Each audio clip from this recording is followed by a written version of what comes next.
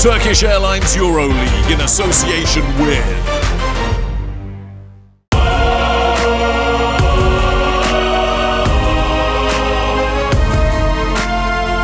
Here now, in this game, one goal, one team. Fight for that possession, gotta act fast. Another shot, another pass. The city comes to life and they got something to say. Come on, let's go. I feel devotion. It is destination Abu Dhabi.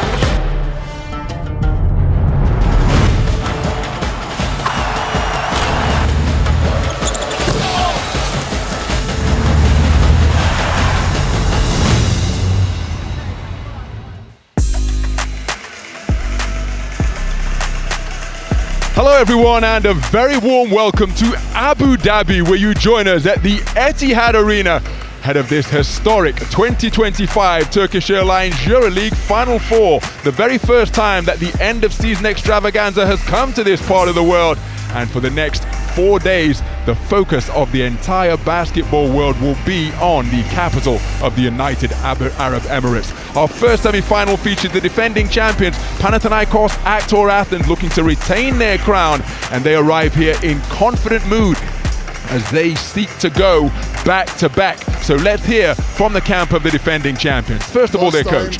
In the EuroLeague semi-final in the Middle East in Abu Dhabi.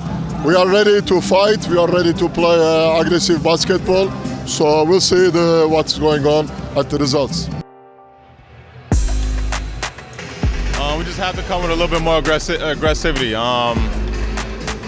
We beat them twice, it's hard to beat them 3 times, so we got to step up to the plate.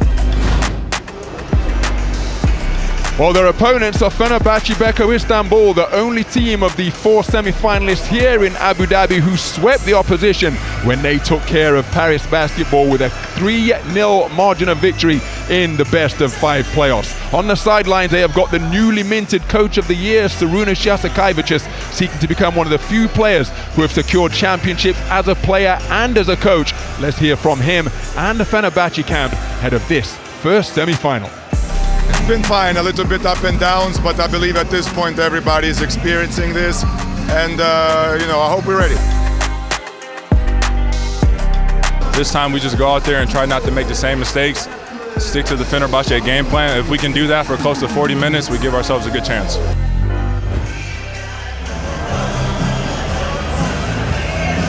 So that is the scene live here at the Etihad Arena in Abu Dhabi as we prepare for the first semi-final, Semi-Final B in the 2025 Turkish Airlines EuroLeague Final Four as Fenerbahce Istanbul face off against the defending champions Panathinaikos Aktor Athens.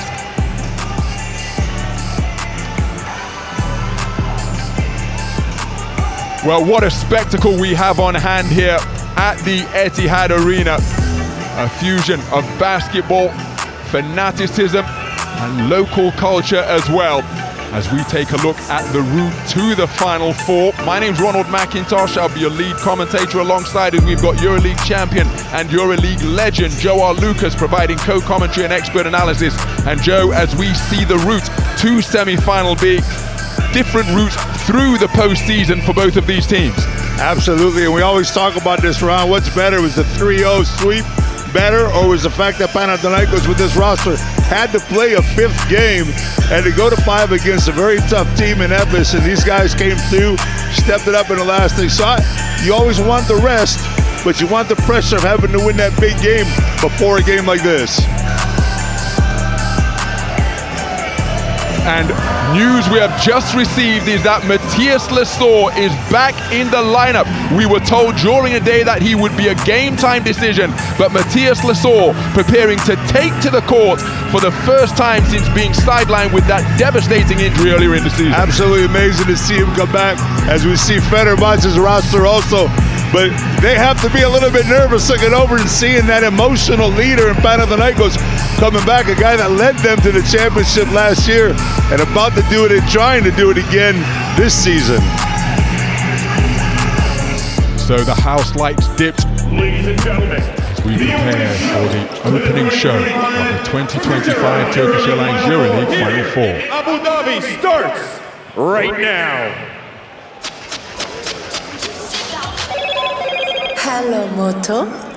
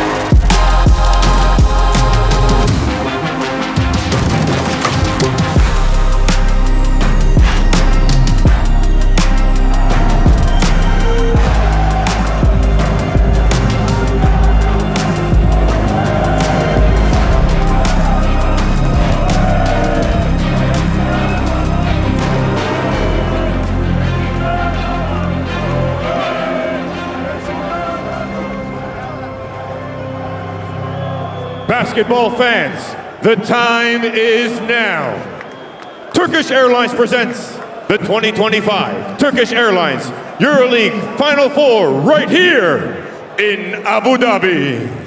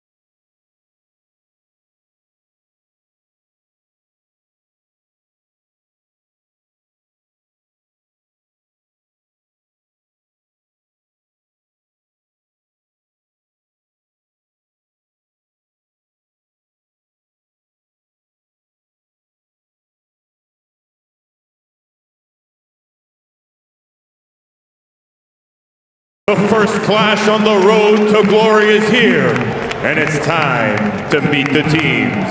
Abu Dhabi, are you ready?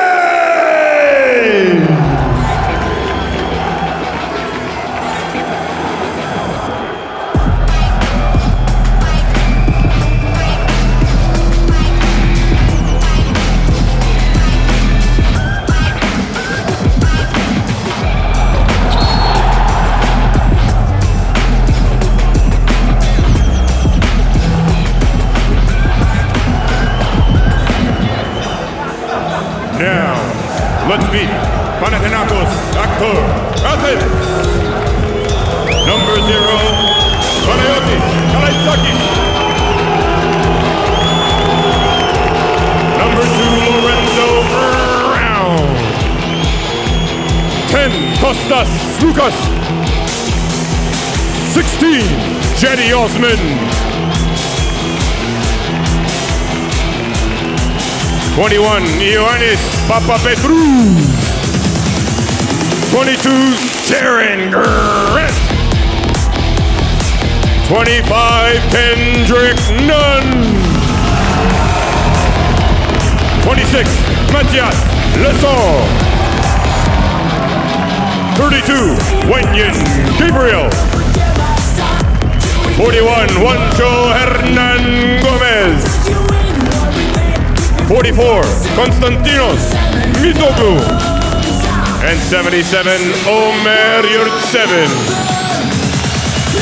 Panathinaikos, Actor Athens, head coach, Ergin Ataman.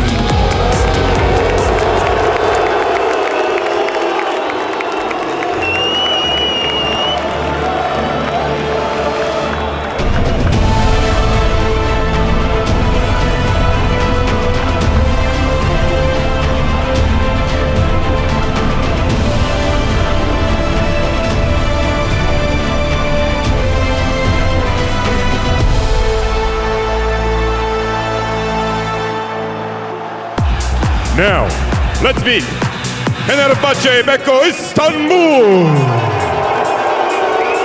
Number 0, Eric McCullum. Number 2, Wade Baldwin the fourth. Number 4, Nicolo Meli. 5, Sertic Shanley. 11, Nigel Hayes Davis. 13, Tarik Biberović. Number 20, Devon Hall. 21, Deshaun Pierre. 23, Marco Guduric. 44, Gilson Bango. 50, Bonzi Colson. And 92, Kem Birch.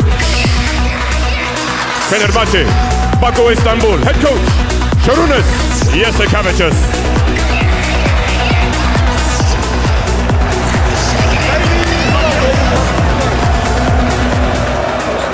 Between these outstanding head coaches, the teammates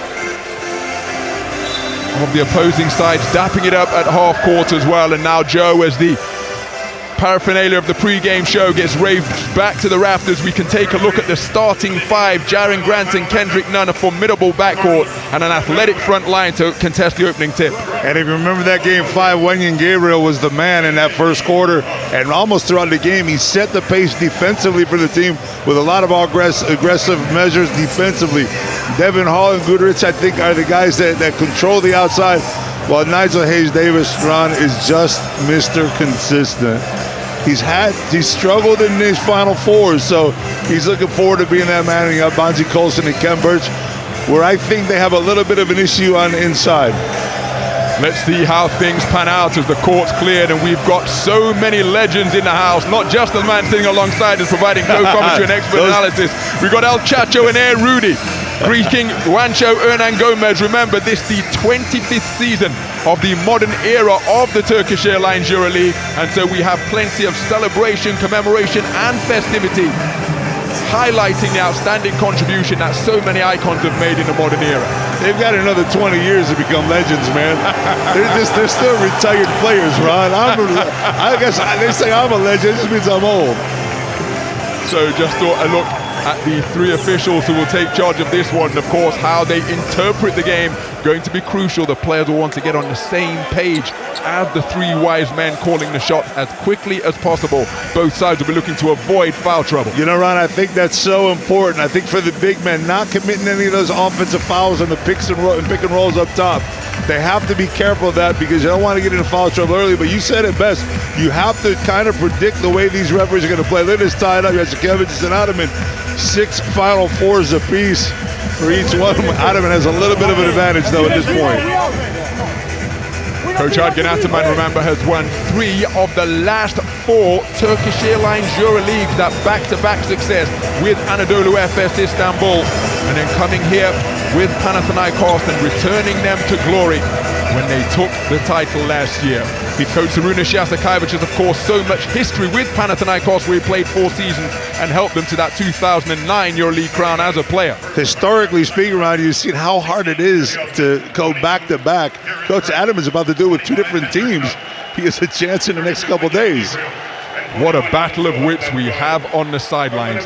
Coach Ergin Ataman, a 3-time EuroLeague champion. Arūnas Jasikevičius, the newly minted Alexander Gamelski EuroLeague Coach of the Year after the terrific campaign he put together in the Turkish metropolis of Istanbul at the helm of Fenerbahce. Abu Dhabi,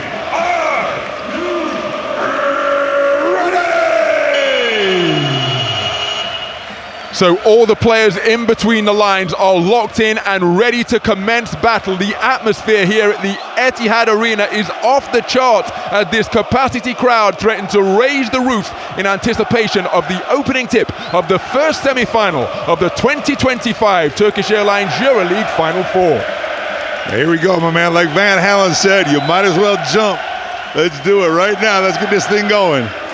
So the opening tip is up and it is controlled by Fenerbahce Beko Istanbul. 4 10-minute quarters of basketball to come in this semi-final B between Fenerbahce and the defending champions Panathinaikos Aktor Athens. Immediately they dump it down low. Lots of contact. As Devon Hall looking to take it to the chest of Jaren Grant. He's called for the first.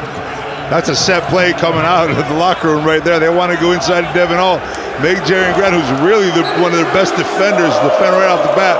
One quick one on him. So Biberović receives the inbound pass. Drives into the lane, dispossessed. Kendrick Nunn with the strip. First steal of the game and springs Jaren Grant, and now they're into their secondary break. Jaren Grant keeps it himself. Tough reception down low. Wenyan Gabriel, he can't complete it. Devon Hall comes away. Back-to-back turnovers on the first 2 possessions. A little bit of nervousness right here to start things off, Ron. Typical in a semifinal game of this Final 4. So it's Devon Hall. Juancho and Gomez working hard to hedge out and help. Deflected. Cedi Osman, he's off to the races. Galloping down court and finishes with a 2-fisted flush. The first score of this semi-final. A breakaway jam for Osman. Ron, he's been the most consistent player throughout the playoffs. 28 points in that game 5. He was a clutch player, and he's doing it offensively and defensively. Career game in playoff game 5. 28 points, including 4 3-pointers, a perfect 8 of 8 from the free throw line, and a career best 32 PIR. He was on fire as Devon Hall drills it from downtown. Fenerbahce take the lead on their first score of the game. Not sure that's a shot they actually wanted right there in that possession, but Hall makes it count. Devon Hall, one of those X-factor players who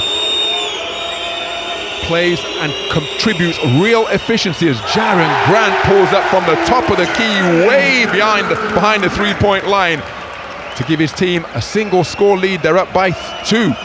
Fener switching everything defensively. Grant takes advantage right there. It wasn't aggressive enough to get out on him. He's got the wide open 3. So Biberović bumped out back to the perimeter. Kendrick Nunn defending, sidestep 3 off the dribble, off the back eye, and Cedi Osman runs it down and rip and run basketball once again as he Euro steps down the lane, cannot find the finish. Biberović with the rebound, and it's an up-tempo start to this first semi-final. Bonzi Colson down to the foul line, back out to Biberović. Bonzi Colson stands still 3 from the ring and he bottoms it. And the 3-ball featuring prominently in the first quarter of semi-final B here at the Etihad Arena. Yeah, take advantage of the fast break right there. Osman missed a layup and couldn't get back on defense. Another steal for Fenerbahce. Here they come. Bonzi Colson dipping into the passing lane magnificently. Euro stepping, hesitating, and finishing on the break. To move to 5 points in the game is Devon Hall, an up-tempo start to this first semi-final. Yeah, your most aggressive player on the floor right now is for Fenerbahce is Devon Hall, both offensively and defensively, going right at the basket and not afraid to pull up for 3 either. A 5-0 run fashioned by Fenerbahce sees them leading by 3 as Kendrick Nunn dancing with the dribble. Nigel Hayes-Davis moving his feet smartly. Turnaround Jay's a tough shot. Is off the back eye and he had to beat the elapsing shot clock as well. That's great defense by Hayes-Davis, holding his ground against Nunn. And the referee seemingly allowing the players to play. Look how much physicality there is in the battle for position down in the post. Nigel Hayes-Davis with the shoulder check into the lane. Drops off at the dots and Kem Birch receives a delightful bounce pass. Dropped off by Nigel Hayes-Davis. He with the helper. And a thunderous finish on the inside. That's a great way to take advantage of Nigel Hayes-Davis down low against Nunn. Nunn doesn't want to get into foul trouble. He's going to be a little bit soft on him. You see Gabriel come over with the help right here. And Birch taking advantage of a wide open thunder dunk. And Fenerbahce feeling it offensively right now. A run of 7 points without reply has put Fenerbahce in this advantageous position. It's a 2-possession affair as Juancho Hernan-Gomez rotates it from the hash mark. Bullet feed from the top of the key. Kendrick Nunn has used his dribble. Moon balls it back out to Cedi Osman, who drives, bowls over Kem Birch, and Kem Birch has drawn the offensive foul. That's a tough call right there. I thought Birch might have been moving a little bit. Osman had an advantage. One thing that we haven't got into, a couple of plays here, Nunn so far did not play well in that 5-game series against Efes. He wasn't MVP-like, let's say. And let's see if he can pick it up here tonight in the semifinal game. But right now, being defended well. He's been shut down a couple times at the basket. 8 for 33 from downtown. Tony Parker and Bogdan Bogdanović in the house. And that is the caliber of basketball player that has chosen to attend this extravaganza here as Kem Birch, power dribble in the lane, lost the handle, recovered it, kicks it back out to Nigel Hayes-Davis. Shot clock continues to tick. And now Goodrich recycling the half-court offense once again. He's one-on-one with Kendrick Nunn. Step back 3, defended aggressively, but not well enough. Tough shot from Marco Goodrich, dropping the 3-pointer in the eye of Nunn. Absolutely amazing step back there from Goodrich. You know how dangerous he is once he gets that wrist going. Marco Goodrich shooting at 38% from downtown this season. And another 3-ball drilled. My goodness, the players seeing the basket beautifully here in Abu Dhabi. Jaren Grant, a perfect 2 of 2 from downtown, brings his team back to within 5. So much for starting out nervous in the Final Four game semifinal. These guys are coming out flying. Ending a run of 10 straight points posted by Fenerbahce. Battling for the rebound is Bonzi Colson, but last touched by Fener, and it will be Panathinaikos basketball. So Goodrich taking a seat on the sidelines. What a terrific start he has given his team from that point guard position. Hitting his only 3-pointer, dropping a dime as well, along with a couple of boards. Well, if you're Marco, aren't you going over there asking coach, why you put me on the bench, my man? I'm on fire over here. So Osman, reverse pivot to square up to the bucket. Gives it back to Grant. He's checking his options as Wenyen Gabriel makes himself available to set a screen.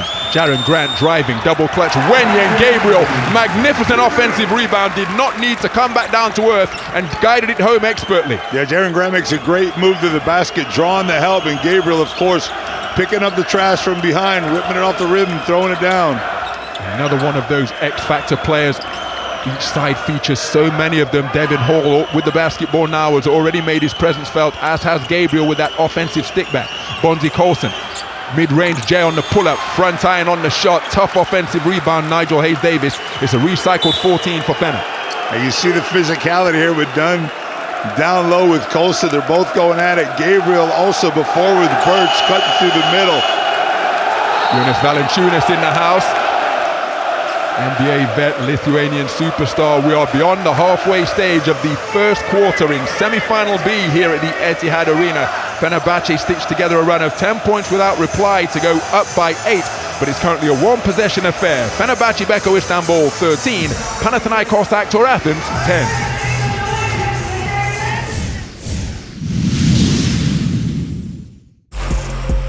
You can't stop this. You can't. It's a machine. Running like clockwork, opening up their lead to a 14-point advantage. Kostas Lukas one-on-one with Mario Hezonja. Pulls up from the top of the key and drills it. You can't do it any better, man. Execution from Kostas Lukas. Kendrick Nunn, three-pointer is nothing but twine. Panathinaikos, Actor Athens have their noses in front on the scoreboard. In these seconds, well, how will they feel? Oh! Kendrick Nunn with a little bit of razzle-dazzle. Panathinaikos, Actor Athens are the 2024 Turkish Airlines EuroLeague champions.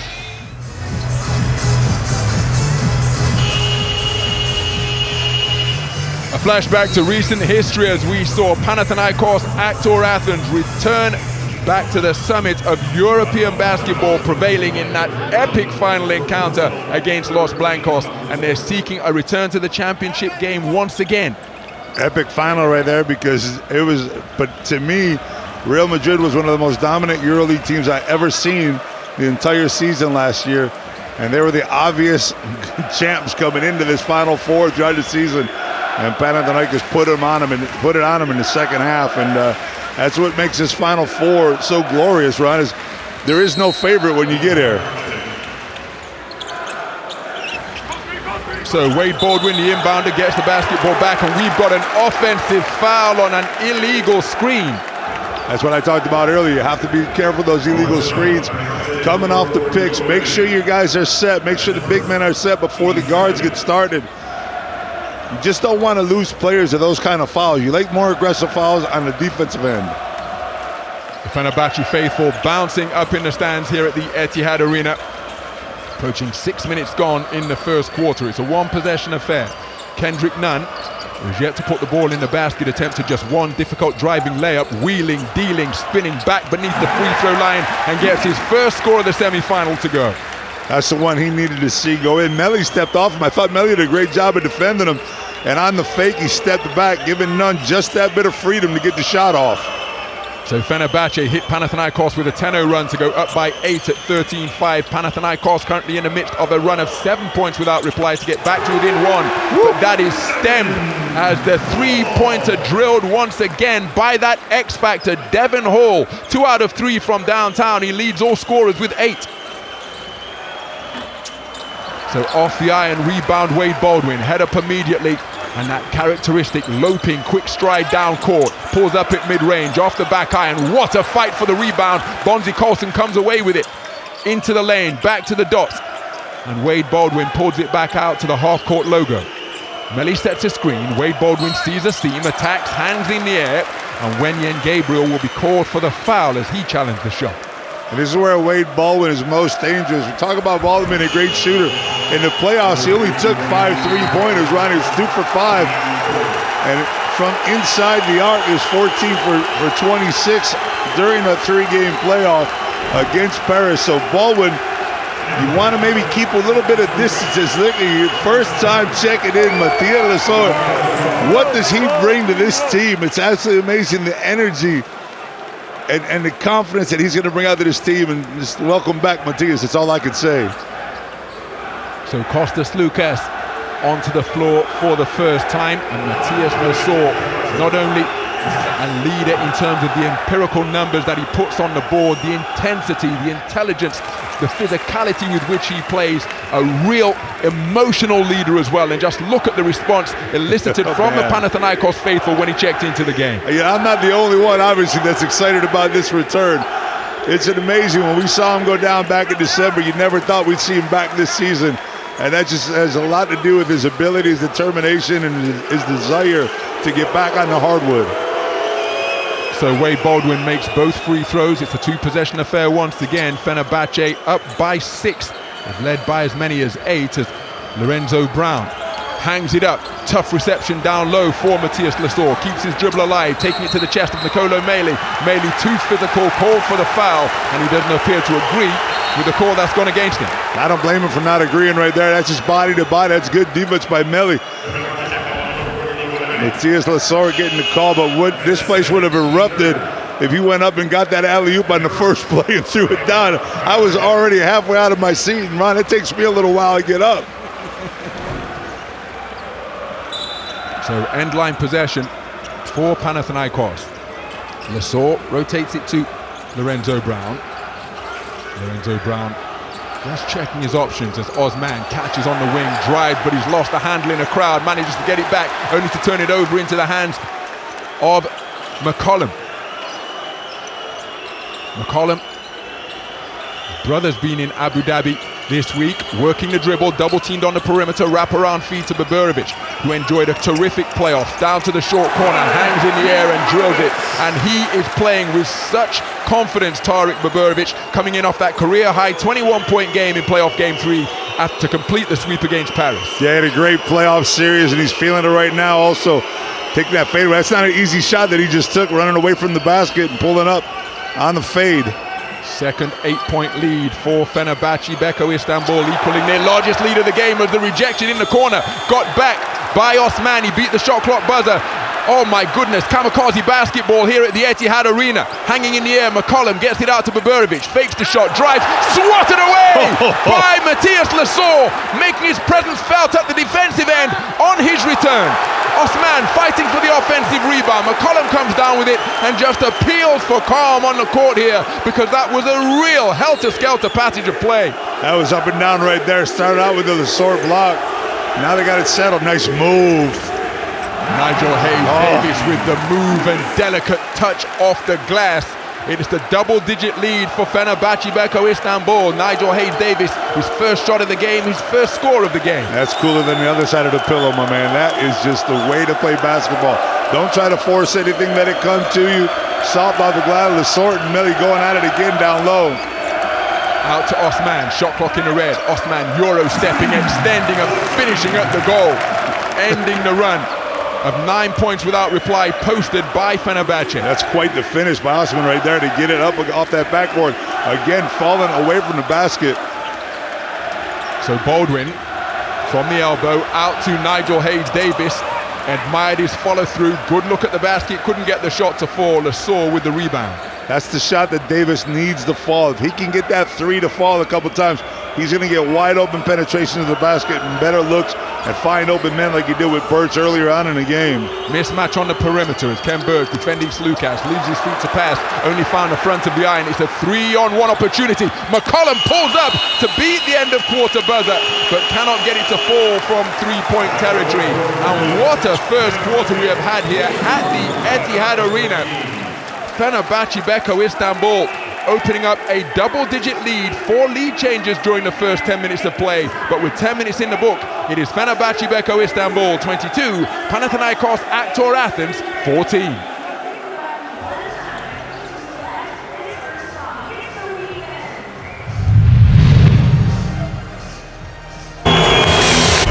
Some of the highlights from the first quarter, and after all of the pre-game pomp and pageantry, the game got underway and the players came out firing immediately, particularly from downtown. Yeah, Fenerbahce 4 for 8. They started out from outside the arc, trying to make their presence felt a little bit more inside later on, but early on it was from 3 points.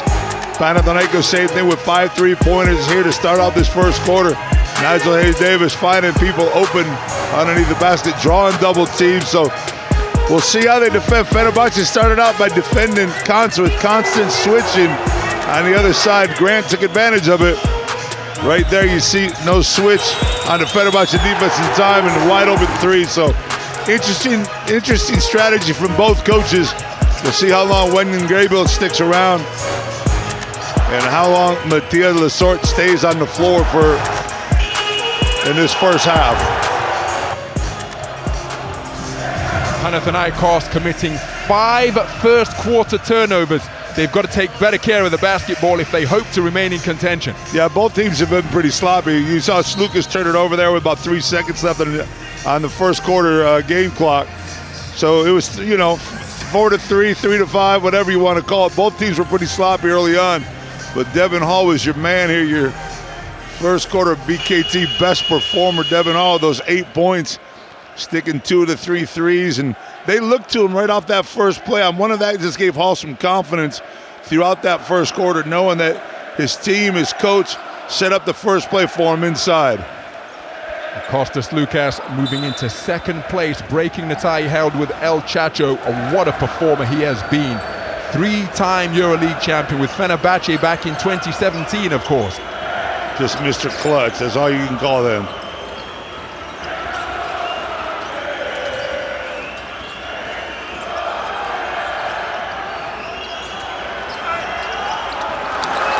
Physicality down low. Lasort trying to get the call, can't get it. He got it the last time with Melly, but not that time with Birch. Well defended by Ken Birch. So there's the 5 on the floor for Fenerbahce. As Wade Baldwin being pursued by Jaren Grant. Bone-jarring pick on the perimeter. Set by Ken Birch, who's now retreated to the weak side of the lane as Nigel Hayes-Davis with a hand in the face from Matthias Lasort. Lasort's shoulders dropped because he challenged the shot, got a hand in the face, and Nigel Hayes drilled it regardless. Lasort made a good move because he knew there was only 3 seconds in the shot clock. Hayes couldn't do much with it other than shoot that. Hayes just makes a tough shot, rattles it home.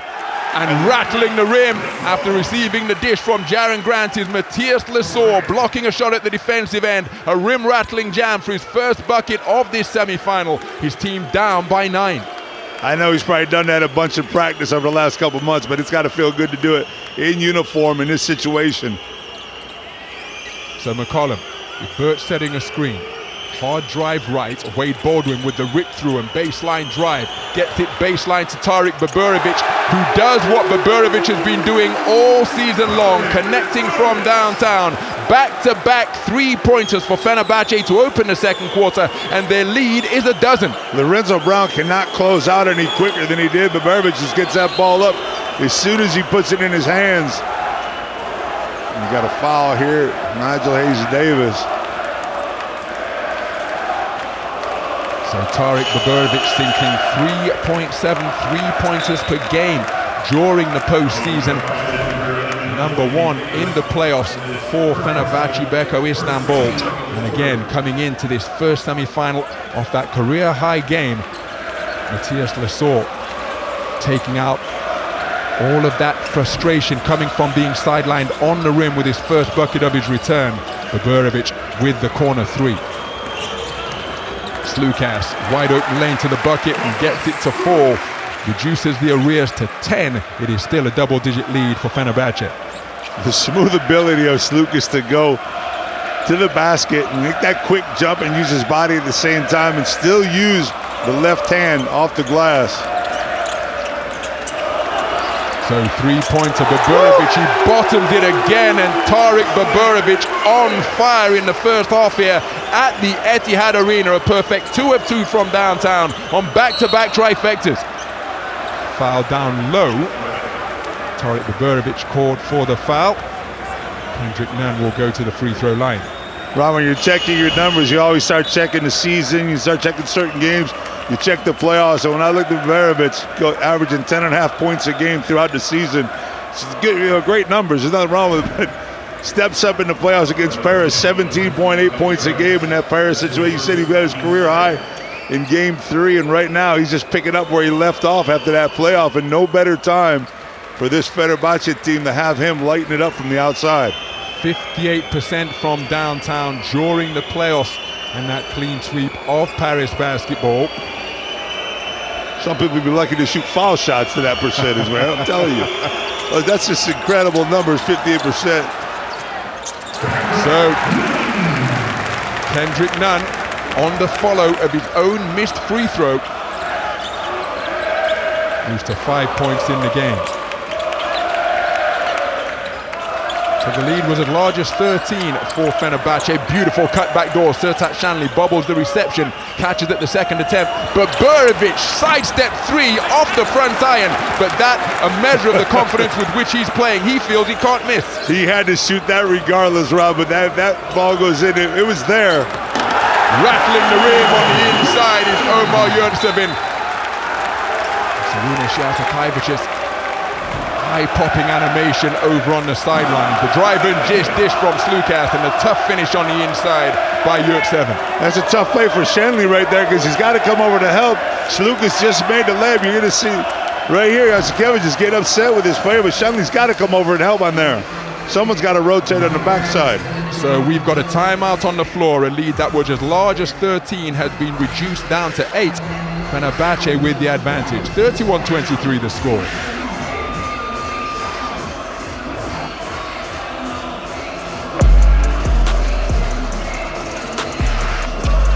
The Turkish Airlines flight time play of the game comes off this two-fisted, rim-rattling jam from Kendrick, who just boosted up his flight time a little by going for a ride on the rim. Well, yeah, you always have to ride a little bit. These guys have learned over the last couple of years with the Turkish Airlines flight time. The longer I hold on, the more miles I get. Kim Burns is in the lounge, man, having a vino.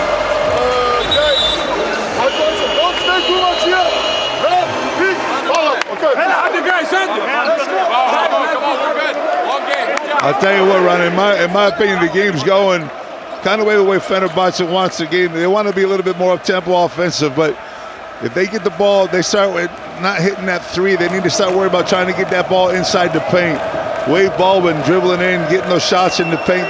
Maybe Nigel Hayes-Davis, but right now they cannot only depend on the three. They have to kind of mix their game up a little bit and try to get to the basket, maybe draw some fouls and get to the foul line. So full court on-ball pressure being applied by Panathinaikos. Playing point forward is Deshaun Pierre. He's shadowed every step of the way by Dinos Mitoglou. We've got a whistle on the play.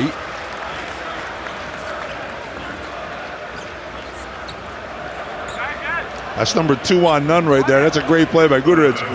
As soon as he catches that ball, he cross steps, goes the other way with a quick crossover and gets that second foul on Nunn. So something to look out, see if they don't attack him right now. Oh my goodness, that is a bone-jarring pick set by Sertat Chandler, decking Kendrick Nunn as though he was hit by a right hand from Deontay Wilder. Second pick in quick succession. Just look at the impact here. I told you they were going to attack him, but I didn't mean it that way. That's a tough pick. You're at 7 right there, gives a push, so that's a hard situation for a big man.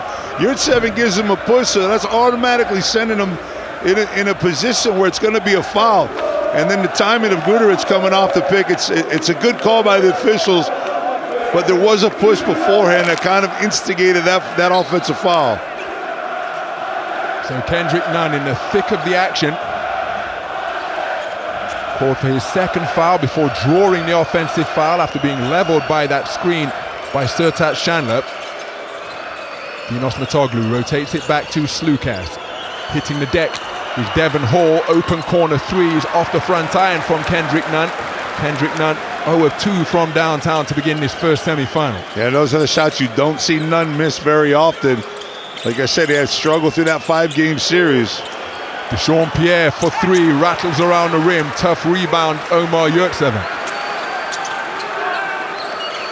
So Slukas piloting the half-court offense. There's a mismatch down low if they can find Yurtseven. Can't complete the reception, but he's got it out to Kendrick Nunn.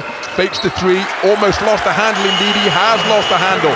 Turnover is the result as the bounce of the basketball evading the control of Kendrick Nunn. I think Yurtseven has to be more aggressive on that play before. He made a great play of slipping the pick and causing the switch down low. He's by himself. Instead of grabbing the ball and trying to go to the basket, he tries to kick it out to Nunn, which is never a bad play if you're playing for Panathinaikos. But man, be aggressive down low if you're at 7. Try to get yourself an easy 2. So it's Devon Hall. Deshaun Pierre goes to the dribble, hesitating, bulldozing his way into the lane and gets to the defensive semicircle to drill the short-range jump shot. Deshaun Pierre, his first score of the game on his first 2-point attempt. And that's what I was talking about earlier, Ryan. Get to the basket, try to get some fouls, get some easy looks inside. Double-digit lead restored for Fenerbahce. Slukas inside to Yurtseven, catches in the crowd. He tries to kick to the perimeter, but waiting to bag a gift-wrap steal is Bonzi Colson. Bonzi Colson with his second pick of this semi-final. Yurtseven is prone to turnovers if you double-team him down low. So Devon Hall calling for the ISO against Slukas. Slukas bodying him up, turnaround. Hook shot off the glass is a tough finish, and Devon Hall double figures in the game, 10 points, perfect shooting from 2 of 3 from downtown. What a first half he's having. Yeah, great first half, and he's got Coach Ottoman a little bit Ottoman over there confused as he continues to look up at the clock, doesn't know what his 5 is that he wants on the floor. Slukas creates room with the step back and push off. Deshaun Pierre with a tough defensive rebound, and now racing down this right side in this transition opportunity. Spinning from the perimeter, gets it back to Biberović. Kendrick sets the pick, slides down the lane. Biberović keeps it himself, initiating contact on the drive and dish. Both teams still with plenty of fouls to give. Now, if this foul is on Kendrick Nunn, that's going to be his third in the first half. Yeah, but it's Jaren Grant who was in the vicinity.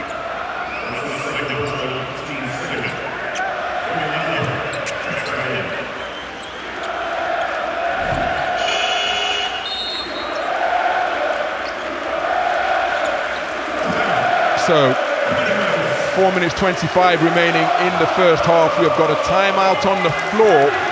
Fenerbahce Istanbul trailing by a dozen. Terrific atmosphere on hand here at the Etihad Arena, and it's the Fenerbahce faithful who are happier at the moment. 12 points the advantage, 35-23 the score.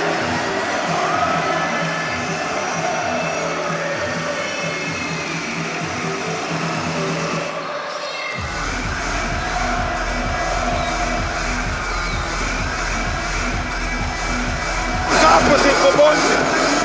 Bonzi, you cut. Marco, you take from 4. Marco, prepare. DP contest. Tibo, 4. Marco from DP. Marco takes 4.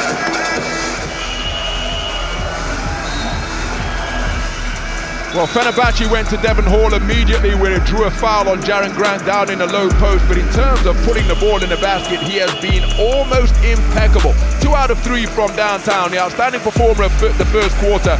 10 points in the game total, getting it done in a variety of ways, both from the perimeter and on the inside. Well, I told you that first play of the game was set up for him, and I think that gave him a little confidence throughout. They tried to go right at him, right at Nunn.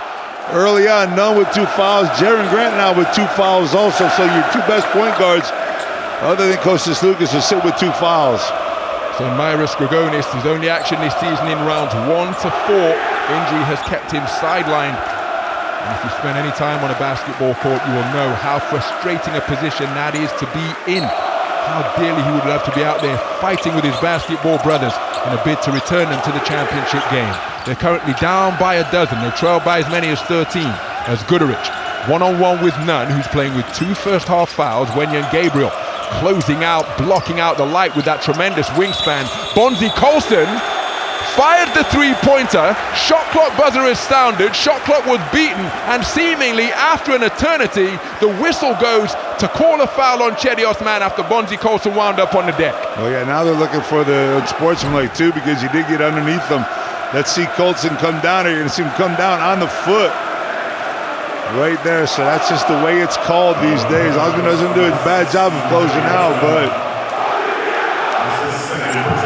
a change in emphasis of officiating after the Paris Olympic Games last year. If you get into the landing space of a shooter, a foul is likely to be called. That's the position that Cedi Osman has found himself in. Equally, if the shooter makes an artificial shape by kicking out their legs, that can be a foul also. On the offensive player, that's a technical foul on the other side.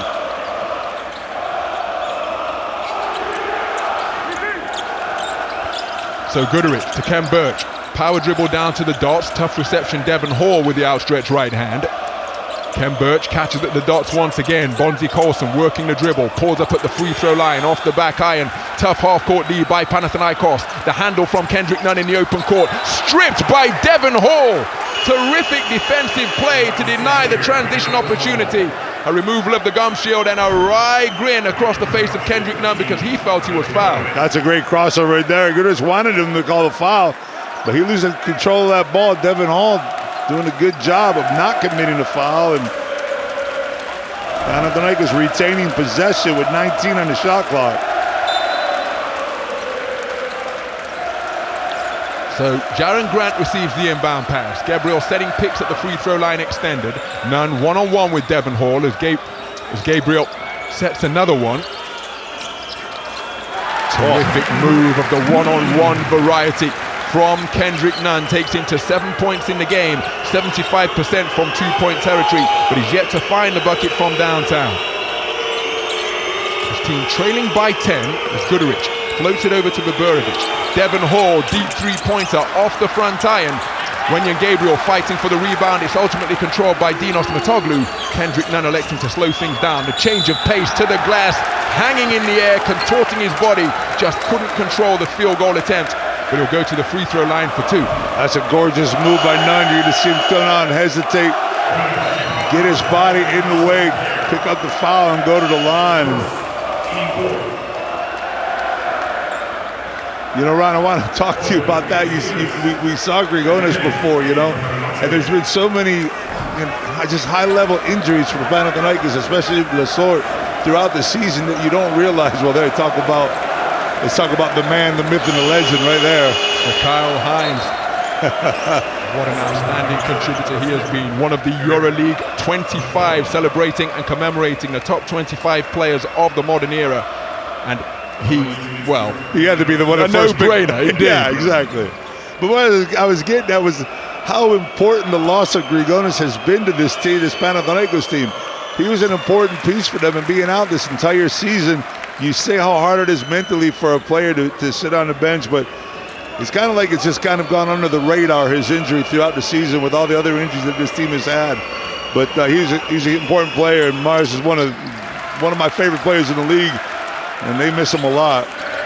On the other side, Scotty Wilbekin suffered a similar fate. Wilbekin going down in the first game of the season. Just 2 minutes and 5 seconds on the floor against Olympiacos as the ball bubbled out of bounds. Wade Baldwin can't control it. Turnover is the result, and Panathinaikos have possession. Panathinaikos starting to body up a little bit more defensively now off the dribble. Not giving open looks, not giving lanes to Fenerbahce. Well, Dinos Mitoglou almost lost the basketball, bailed out by a terrific save by Kendrick Nunn. Looks at the three-pointer from the hash mark. Convincing shot fake, was almost in slow motion. Now he's got a mobility edge over Nigel Hayes-Davis. Crossing him up into the lane. Spiked down like a middle blocker on the volleyball court by Nicolo Meili with a tremendous block. Nigel Hayes-Davis beneath the foul line. Deep three-pointer off the mark from Eric McCollum. Tarik Biberović gives his team a recycled 14. That's a couple threes by McCollum. And he's just line driving him. He doesn't look like he has his shot. I mean, when he gets rolling, he could drop the three. That's the reason why Hayes-Davis, who had a wide open look in the lane, decided to just sit back to him. And here you see the foul. Well, a block from both sides. Nigel Hayes-Davis seemingly getting a piece of it, coming through to complete the defensive wall. Nicolo Meili, Fenerbahce with 3 blocks in the first half, doing an outstanding job disrupting things in the paint for Panathinaikos. My boy Nico Meili looked like he was getting up right there, but he had a little help on the backside. So Wade Baldwin working the dribble, sees a seam, attacks, hangs in the air, goes glass, too strong, rebound, Wenyan Gabriel. That's just bad luck right there for Baldwin. That's a shot that he makes 90% of the time. Just couldn't get the roll off the rim as Hernan Gomez has been quiet this entire first half. What a move down low to exploit the mismatch. Couldn't find a finish as he split the double team. He's saying to the official, "Where's my foul?" Meanwhile, the play continues to unfold as Tarik Biberović, perhaps his easiest three-point look of the night, couldn't get it to fall. Well, I'll tell you, the lucky guy in that play was Hernan Gomez yelling at the referee and not getting back on defense. Another swat by Meili. Meili with back-to-back rejections. His second of the game, Fenerbahce's 4th of the first half. McCollum into the lane, no-look feed to Tarik Biberović. Pump fake sends Wenyan Gabriel to the sky. Biberović, good look at the basket, can't get it to fall. You got to keep on shooting if you're Biberović, or try to get at the basket, get yourself to the foul line, get fouled, get a little bit more aggressive going to the hoop. Well, a first quarter that started out in high-octane fashion has seen the point scoring reduced a little bit, particularly for Panathinaikos, as they find the basket continuing to be covered as Jaren Grant comes up empty on a difficult drive to the rack. He's slow to get back in the picture, and we've got a whistle on the play, barely audible in this cacophony here at the Etihad Arena. Now, what is the call here? Have we got a tee that has been issued?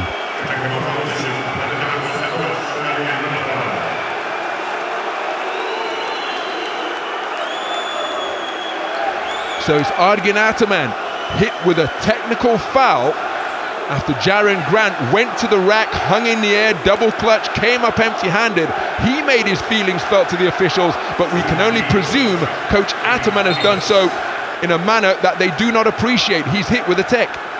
Yeah, he was hit with the tech right there, but Fenerbahce had a two-man advantage on coming on the other side. That was going to be an easy basket. That might have been a strategical technical foul by Coach Adaman right there. Give up 1 point instead of 2 and come back and get his defense set up.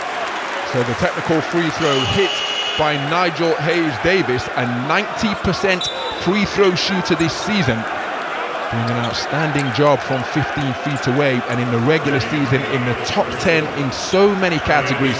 Continued into the postseason where he was the #2 player in terms of performance index rating with 21.7 during that clean sweep of Paris basketball. Kalitsakis checking into the game for Panathinaikos, so now you're thinking with him and Gabriel on the floor, they're going to be a little bit more aggressive defensively here. McCollum lost his footing, managed to retain possession. Players losing their balance out on the court during this passage of play.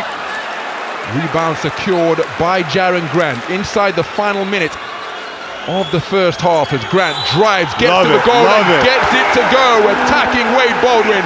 And Jaren Grant engaging with the Panathinaikos faithful beyond the baseline, asking for more encouragement, more energy as they continue their fight back, closing in on the halftime interval. All the way down the court, you saw that they were going to go 2 for 1 there. You looked up at the time when he got the rebound on the other side, brought it down, saw his lane, took it, went to the basket. Not only did he get the 2, but he gets the foul shot to go with it. And now Panathinaikos has a chance to make just that little bit of run that ends the first half. It gives them that momentum coming into the next 20 minutes. Down by 13. As they seek to make it a 2-possession game here. Jaren Grant can't complete the 3-point play, but with the tip is Juancho Hernan-Gomez. A terrific play beneath the basket on the offensive rebound. Juancho Hernan-Gomez was a monster on the boards, averaging 8.8 rebounds per game in the postseason. And what a valuable stick back he's just secured there. And make that a 3-for-1 possession with that tap-in instead of a 2-for-1. They're going to have another chance at an offense here. Biberović from the high post, line drive, mid-range J is drilled beautifully by Tarik Biberović, who has 10 points in the second quarter alone. 2 of 5 from downtown, 2 of 3 from 2-point territory. His team up by 7 after Panathinaikos fought their way back to 5. We've got a timeout on the floor with 18 seconds and change remaining in the second quarter here at the Etihad Arena.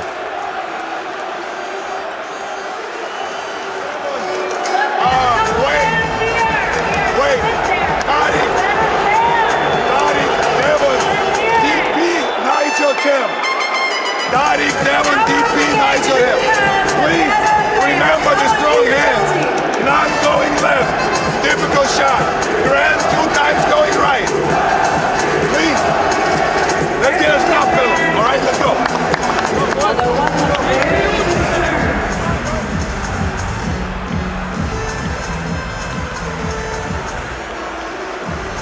Well, Tarik Biberović was subjected to a little bit of back and forth by Coach Runas Jasikaevicius in the pre-game press conference, but my goodness, he is delivering out on the floor, particularly at the offensive end.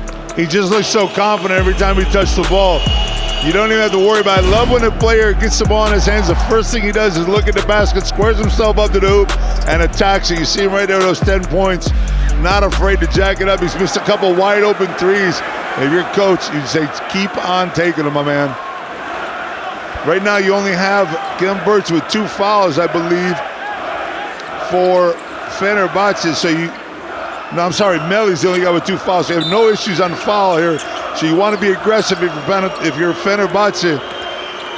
Jaren Grant in the face of full court on-ball pressure by Tarik Biberović. Shot clock turned off as Cedi Osman offloads to Kendrick Nunn. He's been defended by Devon Hall. Nigel Hayes-Davis picks him up on the switch.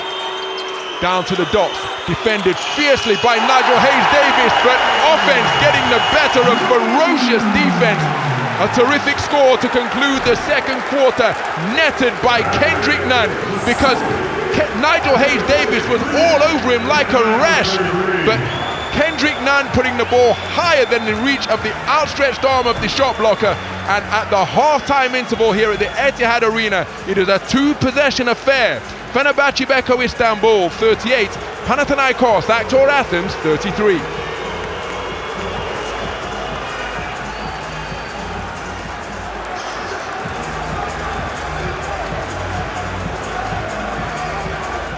Kendrick, a difficult first half, but you guys have scrapped and scraped back into it.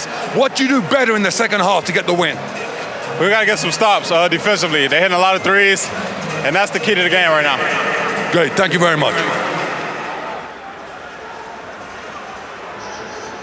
Fenerbahce 7 of 18 from downtown in the first half. Kendrick Nunn looking for his team to tighten up at the defensive end. Let's hear from Devon Hall. You guys were by far the more aggressive team in the first half. Deficit's 5, been up by 12. What do we do to get the victory? I think we just need to cut off some of the dumb stuff. Obviously, they have 4 points off of mid free throws, so that can't happen. That's great. Thank you very much, Devon. Good luck in the second half. So let's take a look at the head-to-head between two of the double-digit scorers from this first semi-final. Kendrick Nunn leads all scorers with 11, getting it done from 2-point territory and the 3-point line and the free throw line. Devon Hall with 10 points in the game, getting it done both inside and outside. Yeah, those two are going at it from the beginning of the game. Nunn not giving up on his offensive prowess. We know that. He's the MVP for a reason, I can tell you that. And these guys go to the locker room. He was all Fenerbahce throughout those 20 minutes, but you're feeling Panathinaikos back in this game. So the teams head into the locker room. We'll take a look at the first half highlights in just a few moments. Motorola, BKT, Experience Abu Dhabi, and Adidas. Official global sponsors in association with the Turkish Airlines EuroLeague.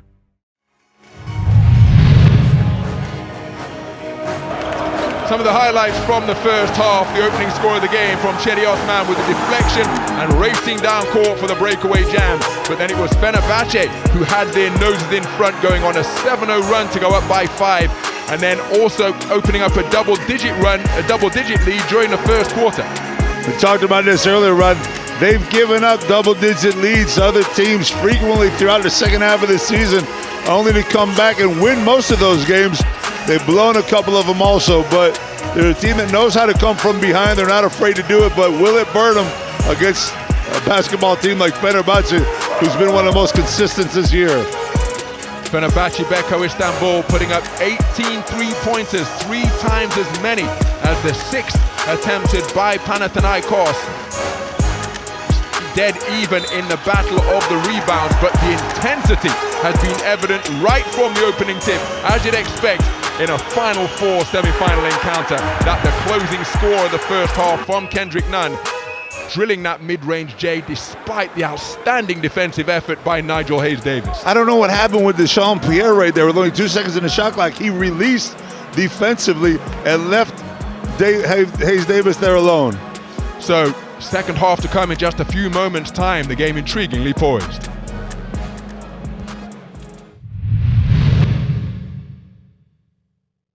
It's time for the best of the best. It's your top 10 plays of the Turkish Airlines EuroLeague season. At number 10, it's the Superstars. You know the basket is his destination, but Kendrick Nunn gives us a little hesitation before that massive detonation of Walter Tavares.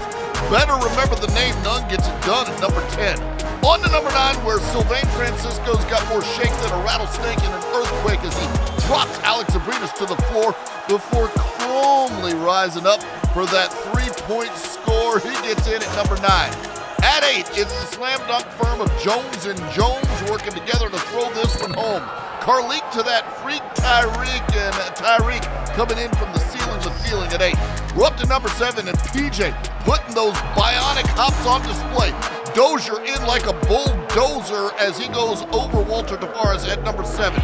On to number 6, and Evan Fournier's got a colder heart than a frozen caveman as he shows off his game-winning plan, going right by Jabari Parker for that buzzer beater against Barcelona at number 6. At 5, Bologna down 3 late, but Will takes that pill and tells his teammates to chill. Clyburn with the bank shot 3 to send the game to OT at number 5. On to number 4, where we always get up off the floor, and Partizan turns the magic on as Alex Korkashevsky goes behind the back and sets up Tarik at the rack. Jones throws it home at number 4. At 3, all you need to know is Lonnie Walker is a rim stalker as he goes right down the lane to bring the pain, landing at number 3. On to number 2, where it's Saban Lee versus Ercan Osmani, and Saban nearly jumps over Ercan's back to attack the rack on this enormous rim smack that gets in at number 2. But at number 1, Fenerbahce's down too late against Paris, but with a look like this, there's no need to share this. Nigel Hayes-Davis wants all the smoke because with the game on the line, he knows he won't choke. Nigel wins the game and has the number 1 play of the season on the EuroLeague Top 10.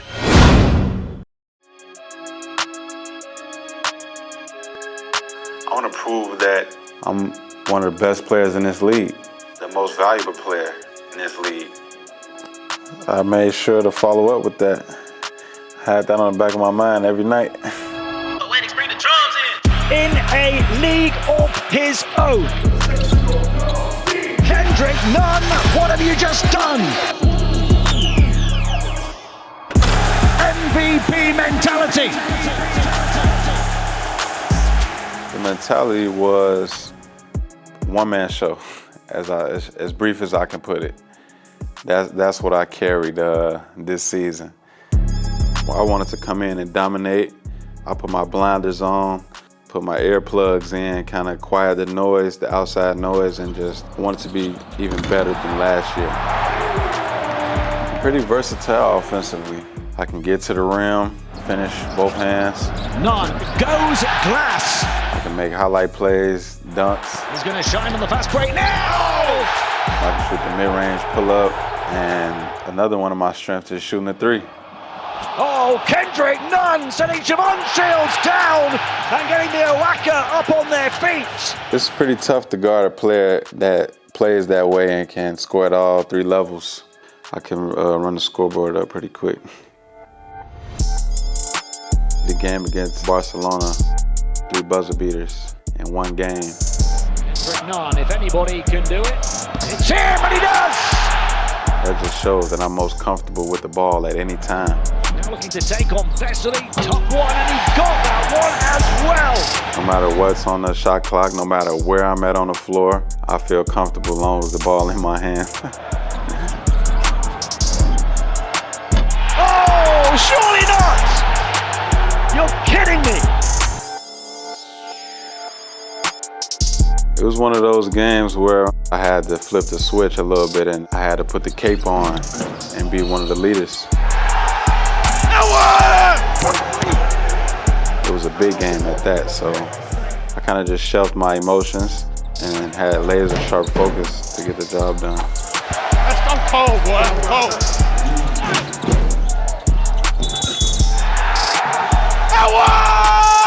My slogan is Fineo, and that's failure is not an option. It's a testament to one of my old friends that passed years ago. And I just hold that every day. Just leaving that blueprint on the game and that legacy. When you think of the name Kendrick Nunn, I want it to be highly respected.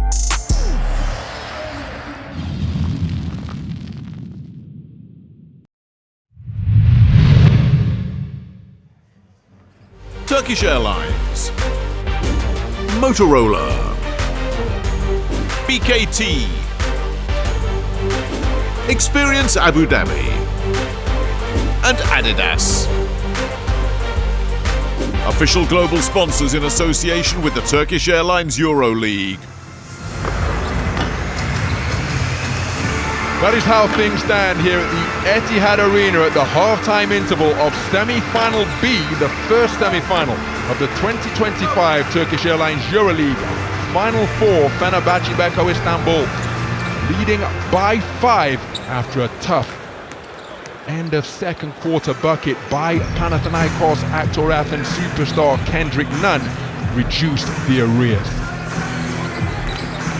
So, let's get the halftime thoughts of the Fenerbahce head coach Sarunas Jasikaivicius, the newly crowned Alexander Gamelski Coach of the Year. Tough first half, coach. Your team was by far the more aggressive. What did we change in the second half to secure the victory? No, I think we need to play the same way. The details are killing us. couple of the fouls we didn't make in transition, and foul line rebounding. 4 points. All right, that's big in the Final Four. Thank you. So Coach Šarūnas Jasikevičius just saying he wants his team to play the same way but tighten up on the small details. 4 points off foul line rebounding, something he wants to address, but 18 3-pointers, shot attempted, hitting at a 39% clip. Will those 3 balls continue to fall in the second half? 11 points off the turnovers that they forced during the first half. Can they continue to play with the same intensity and energy as Coach Šarūnas Jasikevičius would like? They did an outstanding job forcing 7 first half turnovers, but bear in mind that Panathinaikos committed 5 in the first quarter. Another member of the All-25 EuroLeague team was Printezis, those end-of-game heroics in the final, earning Olympiakos one of their titles. Let's hear from Coach Ataman. Difficult start to the game for you, Coach, but your team showed a great degree of toughness. But how do you get the offensive rhythm you need to win this game? First of all, defensively, we played good, but we gave 4 3-point shots in our face on the last second. So we need to be careful on this shot. Offensively, Fenerbahce packed too much to inside. So we need to attack and then find the assist for the spot-up shots. That's the key of the game.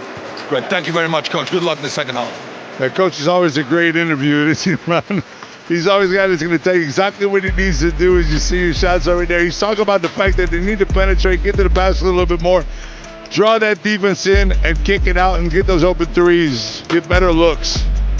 And in stark contrast to Fenerbahce, Panathinaikos getting very few points off turnovers, but as Coach Jasikevičius just pointed out, plenty of second chance points. 4 of those second chance points coming off missed free throws. Yeah, we talked about the fact that it's rebounds, turnovers, composure, foul shots are the things that win these games. And Biberović getting warmed up here for the second half. If he can have another big second half like he did in the first, he gives his team a very good chance to be there at the end and get themselves a spot into the final on Sunday here in Abu Dhabi. What a spectacle it has been so far. And the game, of course, living up to the pre-contest billing, but all week the festivities, the commemorations of the All EuroLeague 25 team, as we see Nando De Colo, remember his end-of-game heroics for CSKA Moscow when they prevailed in overtime against CSKA Moscow in Berlin back in 2016. And again, everywhere you look in the expensive seats here at the Etihad Arena, we're seeing legendary players. Yeah, it's just an amazing atmosphere here. It's been amazing since we got in on Wednesday night, watching the players coming in and out. And I tell you what, though, man, there's something about it, Ron. When I walked into the stadium, it's just like walking, like the players feel. It's just like walking into any other stadium. You know, there's a ball, there's a couple baskets. It's just a little bit different, maybe from the outside coming in, but basketball is basketball. And again, all of the players will try to repeat that mantra, but they know that there is plenty extra riding on this game. And we've got so many legendary figures seated around the basketball court here in recognition of their accomplishments in the modern era of the EuroLeague. If you hope to be recognized in that cabal, it is on this type of stage where you have to do it. That's exactly where this guy wants to be, somewhere down the road. He's not looking forward to being in the next 50 years or anything like that, I can tell you that. But Kendrick Nunn put his stamp on things last year by helping his team win a championship. He put another stamp on it this year by winning the MVP. And there's the big boy. Look at him. He's got more sun than me. Big bloody Divac in the house, man. And that lower third graphic said it all. Serbian basketball legend indeed. Now I'll call him a legend. He's up there with me. As far as years are concerned, I mean, he's much more. I thought you meant in terms of accomplishment. No. He's much more of a legend than I am in those terms, Ron. Come on now. Part of that outstanding Yugoslavian basketball team on the international scene. So much success across the continent in the NBA. And wonderful seeing him enjoy the keenly contested encounter we have in this first semi-final. Fenerbahce Beko Istanbul seeking a return to the championship game For the first time since 2017, this a rematch of last year's semi-final, remember, when Panathinaikos came out on top en route to their return to championship glory. We're going to return to that Divac conversation later on once the game's over. Let's do this second half, Big Ron. Indeed, it is underway. It's Panathinaikos with the first possession. 5-point deficit faced by Panathinaikos at the halftime interval as Jaren Grant, he kept his pivot foot on the ground inside to Wenyen Gabriel, initiating contact and getting the inside score to go. Wenyen Gabriel with a tough field goal on the inside, adding to his offensive step back in the first half. Sardis is upset over an asylum, but you can't defend any better than that. Gabriel takes a really difficult shot, makes that. That's the shot that's going to beat Fenerbahce. They'll give that up all day long. Nigel Hayes-Davis catching as a shooter. Shot is off the front tie, and Chedi Osman rip and run basketball after securing the defensive rebound. Ball still loose. Who touched it last? All of the players were out of bounds beyond the baseline. They could only watch it bounce because they couldn't get their toes back into play. Yeah, but if we see this play again, Ron, get a look at your man Nigel Hayes-Davis and see what basketball's all about. He goes down and makes the play on the side.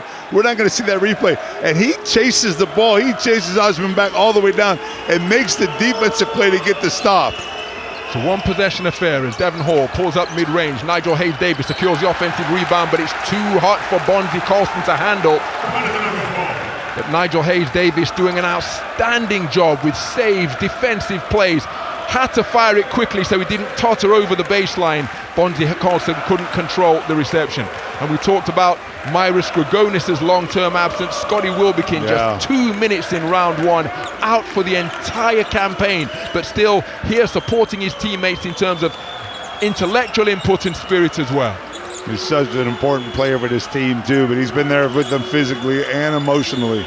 Number 4 all-time on the three-pointers made list, Scotty Wilbekin. That's how prolific he is. And down near the baseline, Devon Hall and Wenyen Gabriel winding up on the deck, and a foul is being called, which will send possession the other way. Yeah, you're going to see Gabriel go mad at it. He's going to come up behind Hall. Hall does a good job of trying to step in front of him here, and Gabriel just continues to run him over, trying to clear out space for Kendrick Nunn to get down the middle and get an open layup, but a good offensive foul call there on Gabriel. So Wenyen Gabriel called for his second. It is a one-possession affair. The only score of the second half has come from Wenyen Gabriel. Minute 40 and change have elapsed. Everybody's left. Marko Guduric, wide open look at the three-pointer, couldn't get it to fall. Jaren Grant takes it back to Guduric, who hand checks him. Guduric called for the foul as he slowed down the transition opportunity. Ron, I talked about the fact they cannot live and die by the three-point line. In the first quarter, they were 4 for 8. Right now, they're 7 for 20 from the three-point line. They're getting open looks, they're missing them, but they have to get focused on getting the basket, get some free throws. Both teams have only shot, Panathinaikos has only shot 5 free throws today. Fenerbahce only 3, so a lot of things going on from outside the arc and around the basket, not around the basket. Let's see if they get more aggressive and get to the foul line, stop the clock. Second quarter was edged by Panathinaikos, 16-19 in their favor as Kendrick Nunn pulls up for 3. It's long and off left. Devon Hall rises high to secure the rebound. Another difficult shot, this time by Nunn over a defender that's right in his face. So ball rotated around the perimeter. Guduric waiting for the screen from Ken Birch. Makes contact with Kendrick Nunn. Kendrick Nunn picks up the ball handler once again, hawking the basketball feverishly as Guduric dancing with the dribble down to the edge of the lane. One-legged step back is a tough shot. What a towering rebound secured by Juancho Hernan Gomez, his 4th of the game. Well, I thought Grant gave that up a little bit late to Nunn on the break. It was well defended by Nunn on the other side. You know, the key, Ron, when you're defending those guards up top is don't get that first contact. Try to avoid the contact. Nunn does a great job of doing that. And then running down the break, he had a wide open look at a 3, but Grant, I think, gave it up a little bit late to him, but you still get the foul on Ken Birch. Ken Birch called for his first foul. Bonzi Colson taking a seat on the sidelines. Tarik Biberović back into the game. Nicolo Meili, 2 rejections in the first half. Back out to protect the paint and potentially stretch the floor at the offensive end for Fenerbahce. He's yet to attempt a field goal, Nicolo Meili. Dinos Matoglu. Receives the inbound pass. Kendrick Nunn pegged back towards the halfway line, and now there's a mismatch on the perimeter. Devon Hall resuming his defensive responsibilities. Beautiful drive from Kendrick Nunn, the outstanding performer of quarter number 2, getting it done with his mid-range mastery as he drives aggressively and gets the tough field goal attempt to fall. That's a floater that can't be stopped, but he gets off to his right hand and goes back to the left. Panathinaikos is just a more aggressive team right now on both sides of the floor.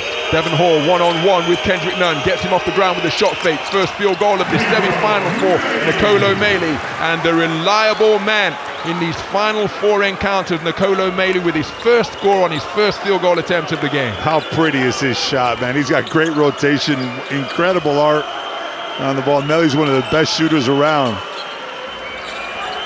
That ends a run of 6 straight points posted, spanning quarters 2 and 3 by Panathinaikos. It's Jaren Grant hanging in the air, down and back out. Nicolo Meili with the rebound. Injection of pace to hold off Dinos Mitoglou. Biberović buffeted on his drive through the lane, gives it back to Wade Baldwin. Now one-on-one with Jaren Grant. Meili comes to set a pick. Wade Baldwin keeps his stride going, offloads to Nicolo Meili, bumped after the pump fake. Dinos Mitoglou committing the foul, and Nicolo Meili, having scored the previous bucket for Fenerbahce, will go to the free throw line to shoot 2. Watch the set play here. If we get it, we go back a little bit, you're going to see Meili. He flicks that pick and roll and receives the back screen. It's a set play by Fener. They run often in their half-court set. Meili got the look right there. Couldn't hold on to it. Maybe got a little bit too far under the basket, but he does pick up the foul from Mitoglou and goes to the line for a couple free throws.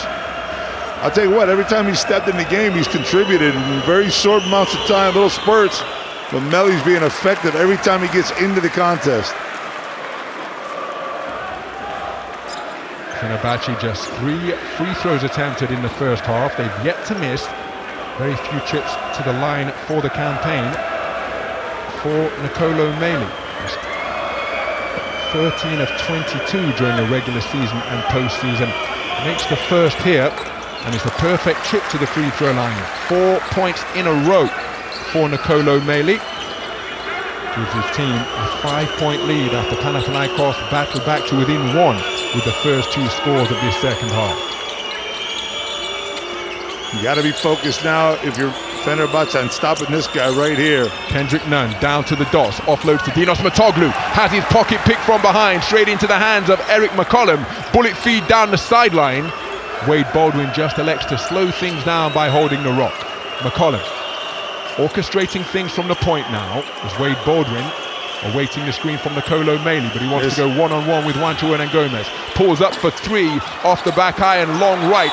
Tough rebound, Chedi Osman buffeted as he caromed the basketball.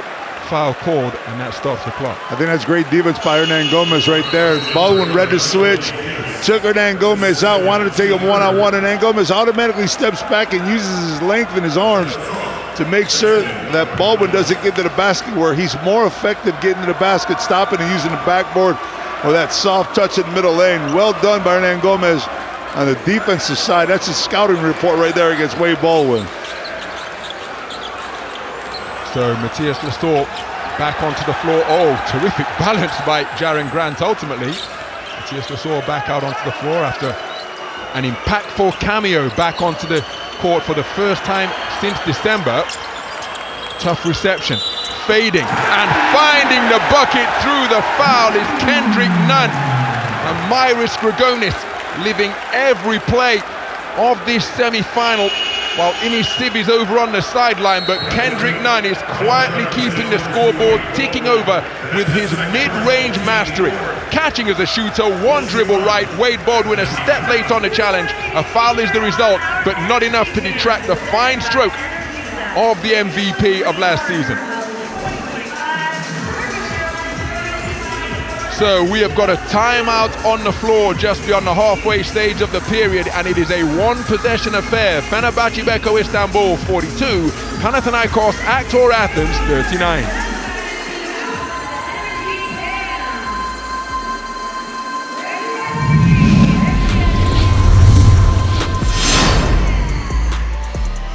Shot missed. He had to shoot that.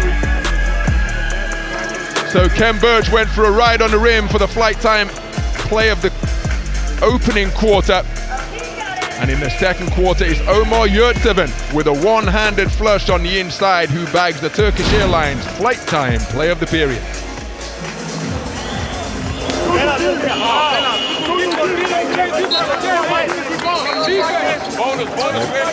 Fenerbahce have been really aggressive, diving into the passing lane to the tune of 6 steals, forcing Panathinaikos into 9 turnovers. Panathinaikos have forced Fener into 6 giveaways. A trip to the free throw line forthcoming for Kendrick Nunn, 3 of 4 from the stripe so far. And on the one free throw that he missed, if memory serves Joe, he got the stick back to make it a fruitful trip down the floor anyway by securing the field goal. Yeah, that was right before the end of the half when they went for the 2 for 1 and got his own rebound, and that's what they talked about. Fener talked about they can't give up easy baskets like that. Those points, those 4 points are going to mean a lot. It'll make a big difference here when we approach the 40-minute mark of this game. Looking at Kostas Lucas still on the bench. Only 8.5 minutes played so far. I'm not sure how long Adam's reserved him for here, but we know that he's Mr. Clutch. We know that he's Mr. Fourth Quarter, so we'll see what, you see him right there in front of you. See what Coach Adam has planned for him here as we're halfway through this third quarter. So Kendrick Nunn completes the 3-point play. He leads all scorers with 16. It is a 1-possession affair. Fenerbahce leading by 2. Nigel Hayes-Davis surrounded on the inside. Eric McCollum with the line drive 3-pointer. Inside-out basketball as Nigel Hayes-Davis showing his unselfishness and his intelligence, passing out of a crowd. Eric McCollum with a 3-point dagger. McCollum picked that up almost like a loose ball, daggered it home. That is another line drive shot by McCollum, but this time right on the mark. As Nunn penetrates, one-legged floater. Matthias Lasor was up there to catch and grab the alley-oop, but he left it alone. Kendrick Nunn with a tough bucket to move to 18 points in the game on 70% shooting from 2, where he's 7 of 10. Looked like Matthias Lasor was trying to block that. So the kick to the corner, Nicolo Meili falling out of bounds, elected to try to go over the top of the backboard to give his team a chance to fight for the offensive rebound. Couldn't draw Ryan. Ball off the top of the backboard. Turnover is the result. And it's Panathinaikos possession. Solid defense right now for Panathinaikos. Only 7 points for Fenerbahce. And those 7 points have been difficult to come by. The only issue is that Panathinaikos cannot pull away. They're only up 2 here in the third quarter. Hard fought second half thus far as Jaron Grant takes it to Tarik Biberović. Euro stepping after getting his feet in a tangle after some contact. Jaron Grant momentarily looking like a character from the Flintstones about to start a car. Came away empty-handed, and then on the ensuing possession, driving aggressively to draw the foul is Wade Baldwin. So effective in the open court. As Nunn tries to come up from behind. That's going to be 3 on Nunn right there. As he's going to go to the bench, Coach Adam is going to get it. And this is the moment I was talking about. When is Lucas coming back in? It's a perfect time with the 3rd foul by Nunn to get Lucas into the game and give Nunn a little bit of rest. We probably won't see him sometime till the middle, I should say about an 8-minute mark, 9-minute mark of that 4th quarter. And him and Lucas might be in the game together at that point where it's pressure time now. Both coaches need their best 5 on the floor over these next 13 minutes. So Lucas defending McCollum. Meili for 3 off the front iron. And Juancho Hernan Gomez, the leading rebounder of the playoffs, says, give me that. Make sure that it's his 5th rebound of the game. And even when he misses them, they're pretty, man. It's just a great shot. So Lucas. Osman works the dribble. Backing up towards the halfway line as though he wants to give himself running room for that characteristic high-stepping drive, and right on cue he gets from the hash mark all the way to the goal. He'll be disappointed that he couldn't find the finish, but he's earned a trip to the free throw line where he'll shoot 2. Well, Biberović, you're going to see him all the same things, just come over here a little bit too late. Could get his feet set. He's already in that semicircle underneath. Biberović knew that was just a terrible play defensively on his part, but he was lucky enough not to give up the basket and the foul shot. Mentioned the fact that Coach Sarunas Jasikaevicius was giving Tarik Biberović some good-natured grief at the press conference during the week's festivities here in Abu Dhabi. And what he said was, well, You're late for the press conference, just like you're late on defensive rotations. And I think that's what he's talking about. That might be, if they win this game and watch the video tomorrow, that'll definitely be brought up, I can tell you that. So Cedi Osman makes both free throws to bring his team back to within a single point as this semi-final B intriguingly poised here with just under 3 minutes remaining in the third quarter. Wade Baldwin drops it off to Nicolo Melli, who dunks on top of the rotating Matthias Lesor. He hedged up to the defensive semicircle, and by the time he dropped back down, Melli had his feet planted and rattled the rim for the two-fisted jam. Oh man, Melli is still getting up there. That was between a couple block shots. One time he ran the fast break with the rock, turned on the Jets a little bit. He still got it going on, Melli does. You just feel like neither one of these teams, Ron, can pull away from the other one. It's a battle right now, going back and forth. A low-scoring third quarter. We felt like after that first quarter that it was going to be a little bit more up-tempo, more offensive, but these teams have slowed it down. And now getting to the foul line a little bit more as this game goes on.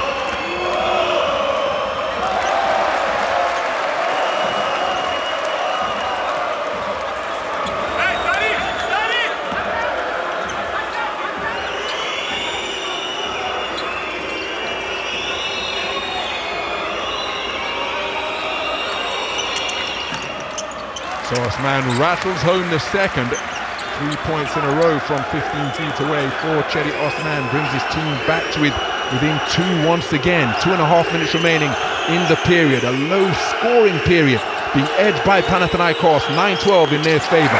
Mid-range J from Eric McCollum, pulling up on a dime, elevating high and drilling the line drive. Well, we've seen it throughout the season. When he gets hot, he goes on fire. He can get in the groove quickly, McCollum, so you have to be careful your Panathinaikos not to get him open floor. So Osman losing his balance, almost lost the handle, fires up the three. What an offensive rebound by Panagiotis Kalaitzakis. Got the field goal away in a crowd, couldn't get it to fall, but a terrific hustle play from Panathinaikos' spark plug. McCollum, and he's on fire. Eric McCollum with the hot hand, drilling his second three-pointer, asking for encouragement from the crowd, and Eric McCollum with 5 points in a row has given Fenerbahce some breathing room. Timeout on the floor. Fener are up by 7. Eric McCollum is feeling it. I tell you what, he readjusted something between that second quarter and the third quarter, because you can see just a different bit of confidence in his shot as he looks over to his bench after making that three. And he's just that kind of guy. Once he gets rolling, he's a streak shooter, and he'll get on fire for you. Right now, that's what Fener needed to get that momentum that they lost here between the first and the second quarter.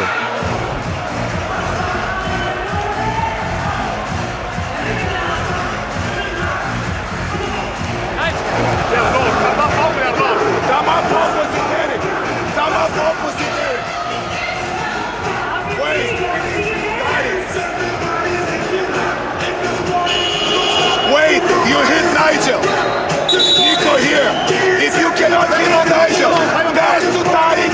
Tarik to Wade, Nigel. Nico.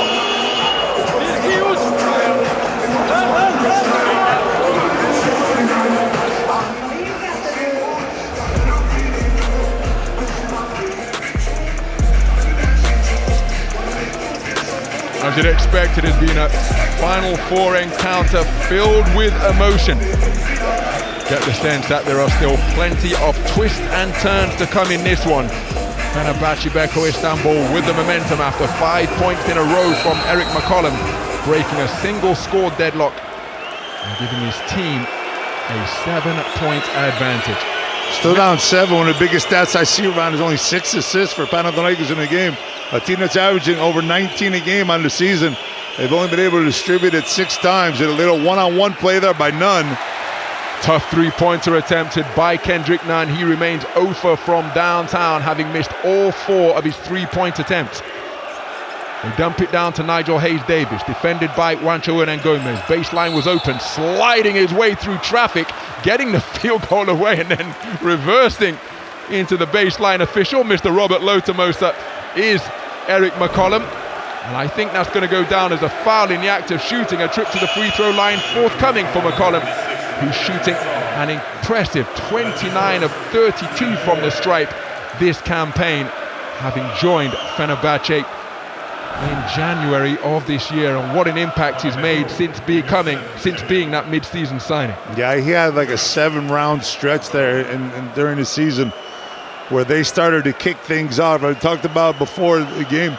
They took their Christmas break a little bit too serious, Ron. They went 1-5 during the Christmas, but between December and January, they lost at Monaco by 30. They lost to Barcelona in Barcelona by 27. From that point on, McCollum started stepping up his game a little bit, turned things around. They went 13-3 to finish out the league, the regular season. Then, of course, they swept Paris. So you're talking about 16-3 walking into this Final Four. CJ, as Eric McCollum makes it 6 points in a row now. 1 of 2 from the free throw line, a rare miss from 15 feet away. Devon McCollum has already tasted European glory. Euro Cup MVP with Galatasaray. And Jaron Grant with the step through blocked.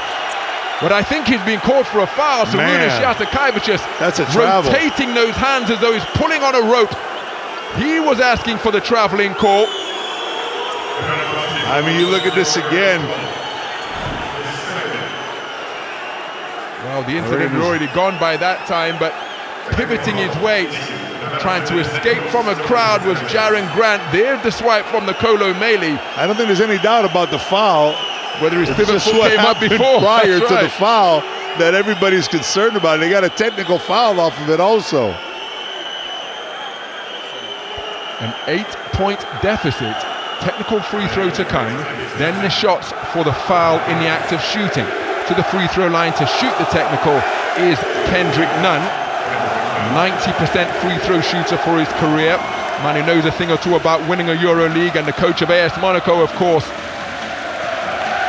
Spanoulis in the house, both he and Runas Jasikaevicius seeking to join that pretty exclusive club of players who have won the EuroLeague title as both player and coach. I just feel sorry for the players on the floor if it's going to be Fenerbahce and Monaco in the finals on Sunday. All the talk is going to be about the coaches, not about the players. And moreover, in jest, this is how you win a championship. That could well be the course of a timeout. Because those two guys who know how to get it done. 4 titles with 3 different clubs for Runas Jasikaevicius. 3-time champion Spanoulis. Talk about been there, done that. Indeed.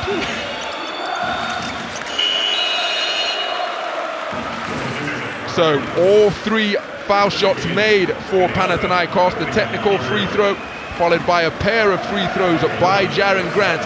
And again, we've talked about his impact and quiet efficiency.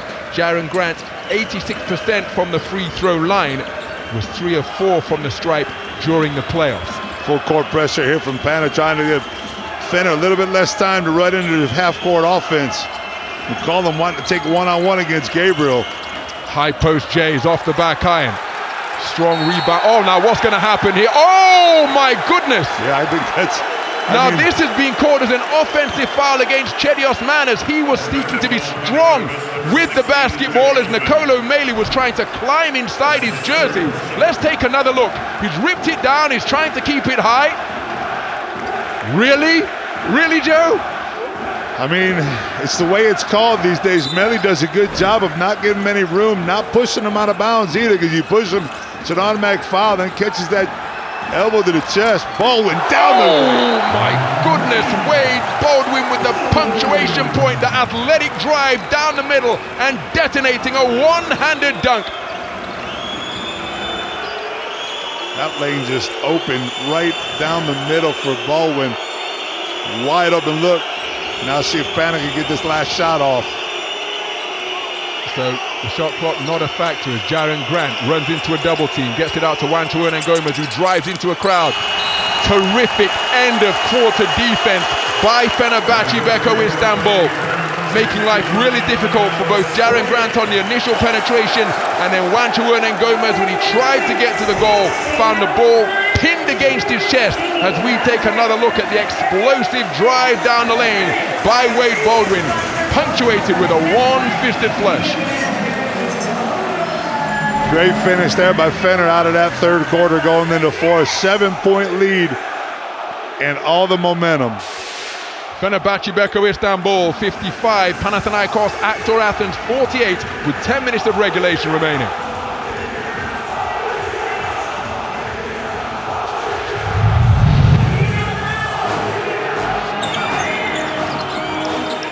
Some of the highlights from the third quarter, which was grit and grind basketball for the majority of it. A low-scoring affair, Fenerbahce edging it 15-13, each side having to work really hard for their bucket. It just seems like this game is becoming a semifinal Final Four game as it moves on. It started out a little bit more ambitious, a little bit run and gun early on, even though he got over some nervousness. And since then, it's been all about physicality, defense, and not giving up easy baskets. Eric McCollum got hot and hit Panathinaikos with 6 straight points, a 3-pointer, a mid-range J, and 1 of 2 from the free throw line. Eric McCollum filled with emotion and fire as his team opened up an 8-point lead at that juncture after Panathinaikos got back to within 2. And Wade Baldwin ensuring that Fenerbahce go into the interval with the momentum with that pretty play on the drive down the lane. You feel like Ataman had found something there in that third quarter, found a combination, found the floor, the 5 on the floor that he needed, but lost a little bit of momentum there at the end of the fourth. And again, I keep going back to the fact that they're just not sharing the ball. Around 19 assist average throughout the season, and now only 6 is our big boy Nikola Meli with the 6 points and the 3 rebounds contributed. Take that offensive foul also that gave them another possession on the Wade Baldwin dunk. So count those 2 points because of the aggressive defensive play that Meli makes that doesn't go in the stat sheet. Kolo Meli, the outstanding performer of quarter number 3, and Wade Baldwin has been called for an offensive foul as he attempted to drive baseline, met by Jaren Grant, who moved his feet fantastically. But let's take another look at the 2 men locking arms as though they're about to engage in a tango. Wade Baldwin called for the foul. Sarunas Jastakevicius not particularly enamored with the call.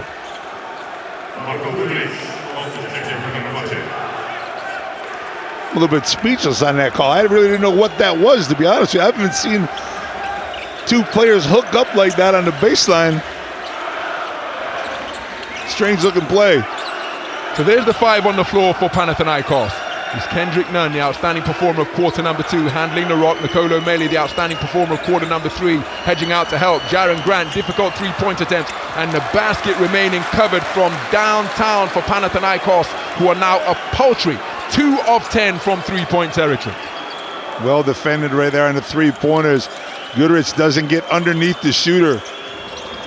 Devon Hall one-on-one with Wenyen Gabriel at the point of Panathinaikos' matchup zone. Cutting from the wing to the point is Devon Hall. We've got a foul on a 3-point shooter. Is that number 4? That's Nunn. That's going to be 4 on Kendrick Nunn. And we have not yet had a minute played in the final period here at the Etihad Arena. I was surprised it came in a little bit there at the end of the third quarter. I think Coach Ataman got him in for a couple offensive sets. And this time, you see the hand go right across him. It's a foul all day. That's a 4th foul on Nunn. So now, your MVP's on the bench. Well, it should be on the bench. He's out there right now still. They might let him go a play or 2. If you're Fenerbahce and you get the ball back, you attack him, go right at him one-on-one. Whoever he's guarded, you post him up. And I don't think it's going to be a long time before Kostas Lucas checks into this game. Starting to get a little red in here, my man. Indeed, what an atmosphere on hand here at the Etihad Arena. The Olympiacos faithful are in the house. Fenerbahce making their presence felt because their team are leading at the expense of Panathinaikos. Eric McCollum 2 for 5 now. Difficulties from the free throw line. It's 1 of 3 on that trip to the stripe.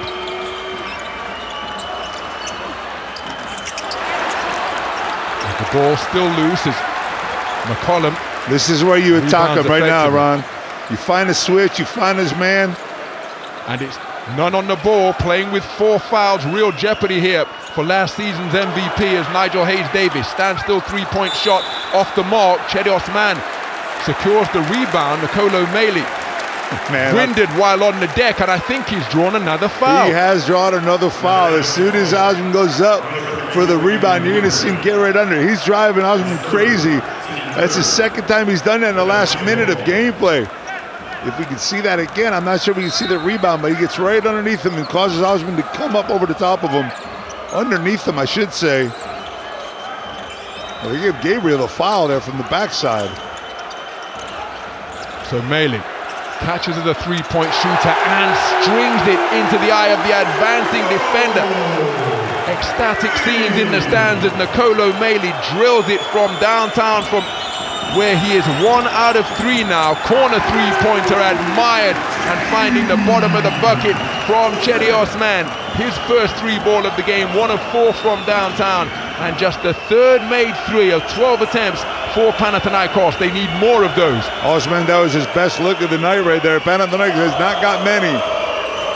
8 points the advantage as McCollum pull-up three-pointer, line drive off the back iron, offensive rebound. Nicolo Meili, who is producing an outstanding performance here in this semi-final. What an X-factor he is proving to be. Look, I have no issue with Nicolo Meili being the man of this game right now, at least the man of the second half. Look at, he was about to be pulled out, and the coach said, no, get back in there. But man, if you are Panathinaikos, you got to be saying, hey, someone get a body on him. He cannot be pulling down offensive rebounds. We got to make sure that we get Meili. Right now, he's causing havoc on the defensive and the offensive side, and Panathinaikos does not have an answer for him. Rather pensive up in amongst the green and white clad fans of Panathinaikos, trailing by 8. 2 minutes 20 gone in the fourth quarter. McCollum from mid-range. Tapped by Nicolo Meili once again, and he's got his team another offensive opportunity, a recycled 14 because of Nicolo Meili's ferocious battling on the offensive glass.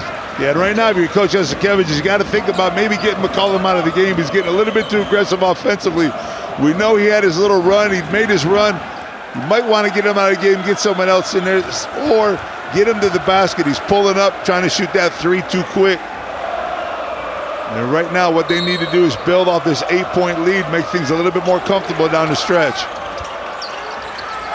So Meili inbounds to Ken Birch. This is beyond his shooting range as he posts up near the three-point line, keeping Wenyen Gabriel on his back. What a way to split the gap from Goodrich. Ball still loose. Wenyen Gabriel with a tough rebound and quick outlet. Cedi Osman herring down the sidelines. He's saying that he's fired a three-pointer, and if this is a foul in his gather step, it will be a trip to the free throw line for 3 shots indeed. Knowledgeable basketball fans in attendance here at the Etihad Arena, and I think Cedi Osman may well be into his gather step to earn himself 3 free throws. If anything, that's the first mistake that Meili's made in the game right there. Reaching after that ball, knowing that he was going to. I mean, right now these players are anticipating that off the dribble. You see when the defender's coming. Sometimes you almost want to fake as a defender. Of course, I'm up here with a pair of headphones on and a microphone in my mouth, but you just see that they're anticipating that play. You might want to fake at it, pull back, but your instinct is to stop the fast break, and that time Osman wins the battle and gets the 3 shots, and more importantly for his team, with 7:20 left, stops the clock and gets to the foul line. This man shooting at 80% from the stripe so far. There's confirmation. Panathinaikos, an outstanding 11 of 14 from 15 feet away. And still, Slukash remaining in his warm-up jersey on the sidelines. Only 10 minutes of play so far in this game. I'm wondering if there's maybe something going on that we don't know about, that his time has been so limited. So Cedi Osman goes 2 of 3 from the free throw line. Reduces the arrears to 6 in this 2-possession affair. We've got a whistle on the play. Tarik Biberović has absorbed something of a... He took a shot coming off the pick chin right checker, there. I believe, yeah. You know about those, my man. Hope he's got in a mouthpiece. But still, these EuroLeague superstars are made of stern stuff.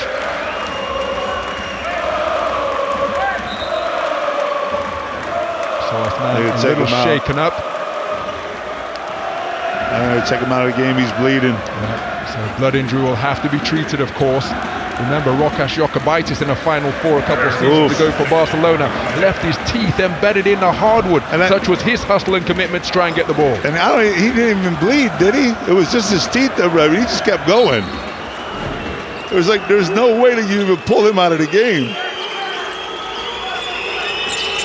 So Wade Baldwin, right-handed drive and gets to his spot. And once he gets there, he is so difficult to deny.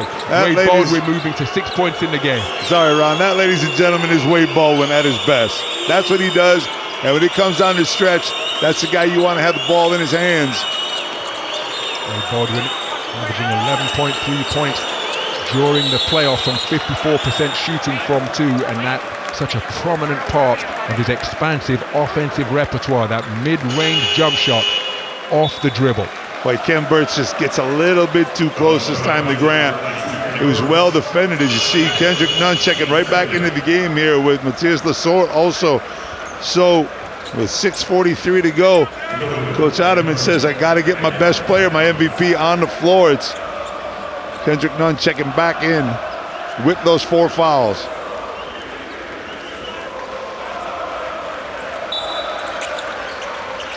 So Jaren Grant looking for a receiver. Devon Hall doing an outstanding job to deny Kendrick Nunn. And look at Devon Hall work Kendrick Nunn to ensure that he can't receive the rock. And what he did was he took a lot of time off the shot clock too. You see now Osman's going to suck with a tough shot. Oh, and he has netted it. Chedios Mann with his second three-pointer of this period moves to 16 points in the game and brings his team back to within 5. That could be a momentum swing right there, Ron. That was a big shot. Well defended by Fener.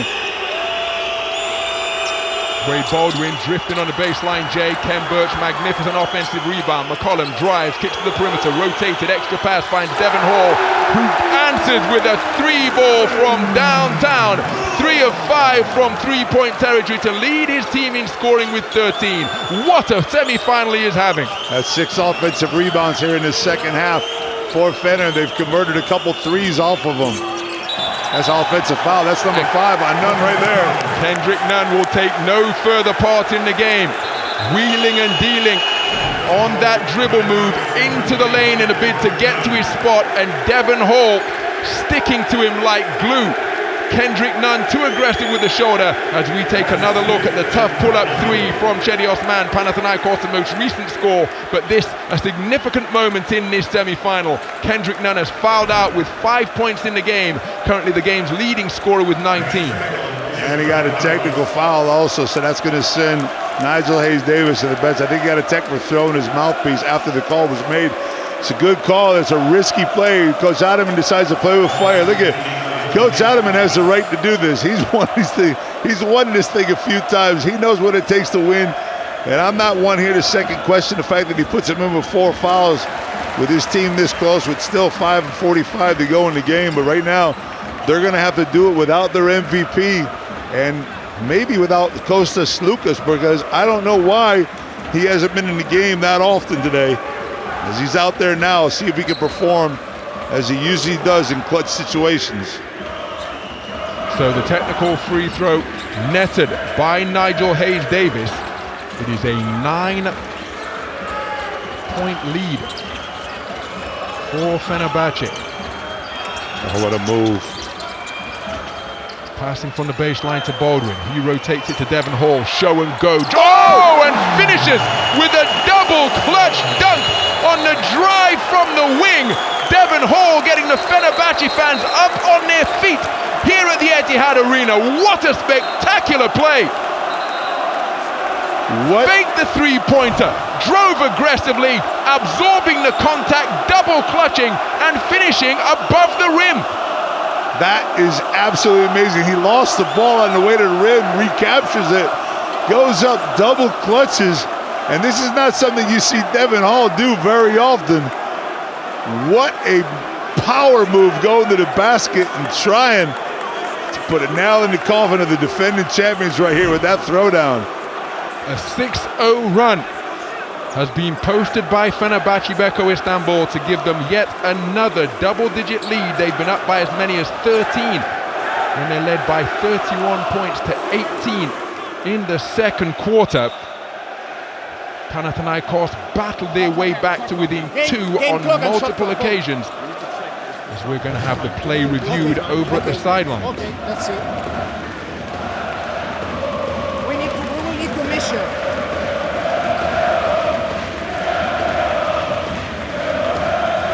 I'll go back to the inbound. Now it's correct. It's running. Now it's done. The malfunction. Okay. We need to measure. Now, did you start it already? No? Okay, I will tell you. It's in 11. 3:45, 11. Okay? No. 3:35. Right now, it's okay? Now measure, please. We need to know until I tell you when you stop.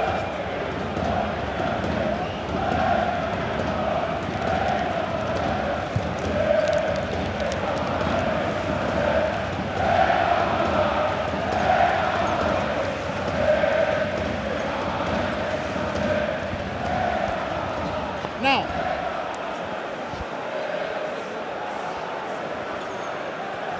seconds, 0.2, so basket is on time. Okay, so from 5:32 less 9 seconds used to be 5:23. Okay, from now, and now it's not working, eh?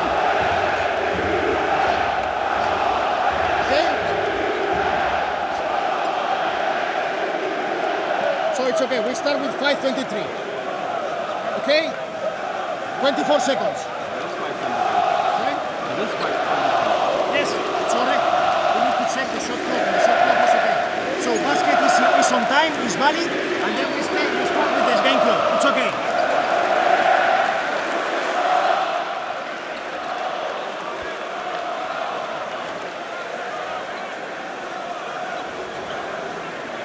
I'll tell you what, Ron, if you're Pana faithful, that was a good little break in the action for them as Fener starts to get a 6-0 run here to build up this double-digit lead, but gave Coach Adams some time to talk to his troops, to settle them down a little bit, say, hey, look, there's still 5:23 left to go in this game. We're not that far behind. We can do this. So there's confirmation of Panathinaikos' lowest offensive outing this season in the round 15 encounter against FS before that epic 5-game series against FS to progress through to the Final Four as Lucas drives, and that's a foul on, my goodness, Matthias Lesor has hit the deck hard as he has Kem Birch tangled beneath the basket. All right, man, it's just, you can feel your heart a little bit, you know, when you see the big man go up like that. You see the physicality between the two of them. They're going at it, and of course, he's not going to be back out on the court if he's not 100% confident that he needs to be out there, but you just get that nervous feeling when you're watching a player after what we've seen. Yeah, Rudy in attendance here, another one of the All EuroLeague 25 team in this commemorative season to mark the 25th anniversary of the modern era of the EuroLeague. Gift wrap steal presented to Eric McCollum from Kostas Lukas. Yet another turnover committed by Panathinaikos. That is their 12th of the game. Hedging out to help and poking the basketball away is Matthias Lesor. He touched it last. Jaren Grant thought that he was going to be part of a successful pincer movement. So Coach Adgen Ataman, I think, has requested an official review here because Jaren Grant and Matthias Lesor are pretty adamant that this should be Panathinaikos possession. A terrific defensive effort by Matthias Lesor as he hedged out to help towards the halfway line. Yeah, the bounce is officially under review. Nice. Blue. Do we have any other angle? Better angle? Okay. No, we cannot see here. Do we have any other? Maybe slash.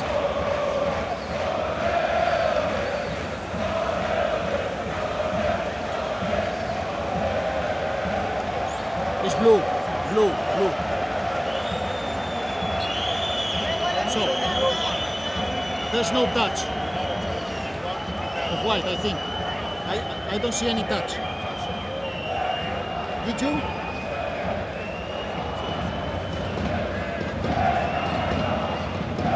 This is the last point. This is the last. But white never touch the ball. So we go with the ball for Panathinaikos. Yes, ball for Panathinaikos. Okay? Let's go.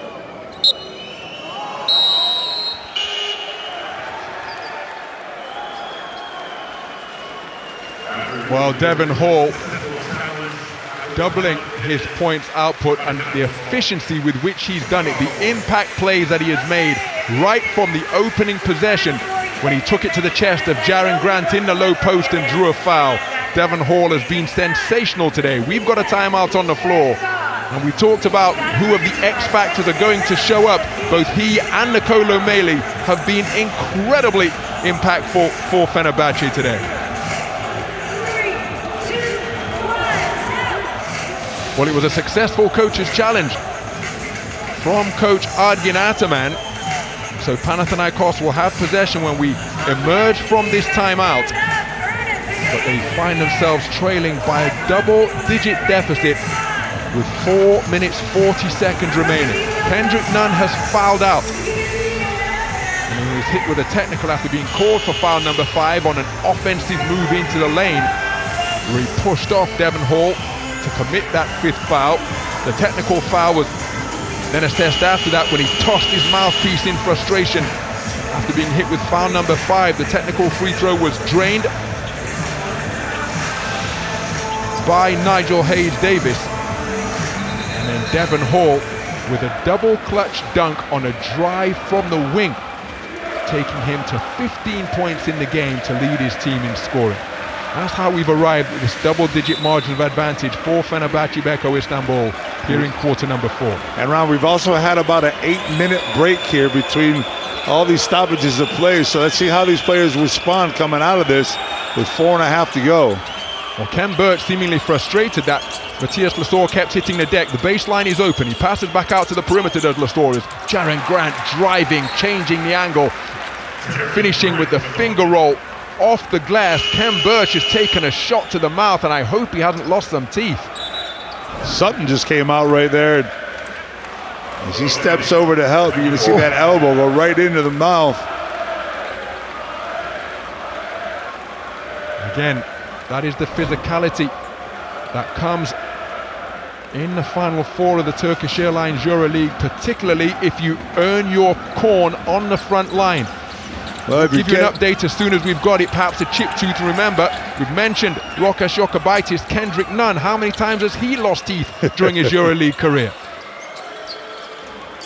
You know, if you Ken Birch in that situation, you also have to make sure that that shot doesn't get off either. If you're gonna take the shot to the face, you want to get physical with the offensive player also. Good defense here. Double team near the coffin corner as the 3-pointer off the front iron. Rebound Cedi Osman. High dribble in the open court where he is so effective. Almost lost the handle. Nigel Hayes-Davis in front of him. Matthias Lesor taking it to the chest of Meili. Lost his footing. Fortuitously got the ball back out to Osman on a bounce pass. Look at Meili, the way he's defending everybody. Now he's on Osman. Hesitation, show and go into the lane, gets to the glass, and that is a tough bucket from Cedi Osman. And don't the Panathinaikos Massive know it here at the Etihad Arena. His team trailing by 7 as we approach crunch time. You leave Meili out there on a boat all by himself, man, and he can't do anything. He did everything possible to stop Osman to the basket, and there was no help coming from the other side. Baldwin doesn't step in even to put a hand in. And Osman gets that easy look with the left hand and pulls his team to within 7. 3 minutes 31 remaining, and it is a single-digit margin of advantage for Fenerbahce Beko Istanbul. 67-60 the score as we are in crunch time here at the Etihad Arena. Guys, we want that 4 corner, but Matthias come to make first pick. They will make switch after we possible inside. So make 4 corners. Make feet. They make switch after inside basketball. Okay, let's go.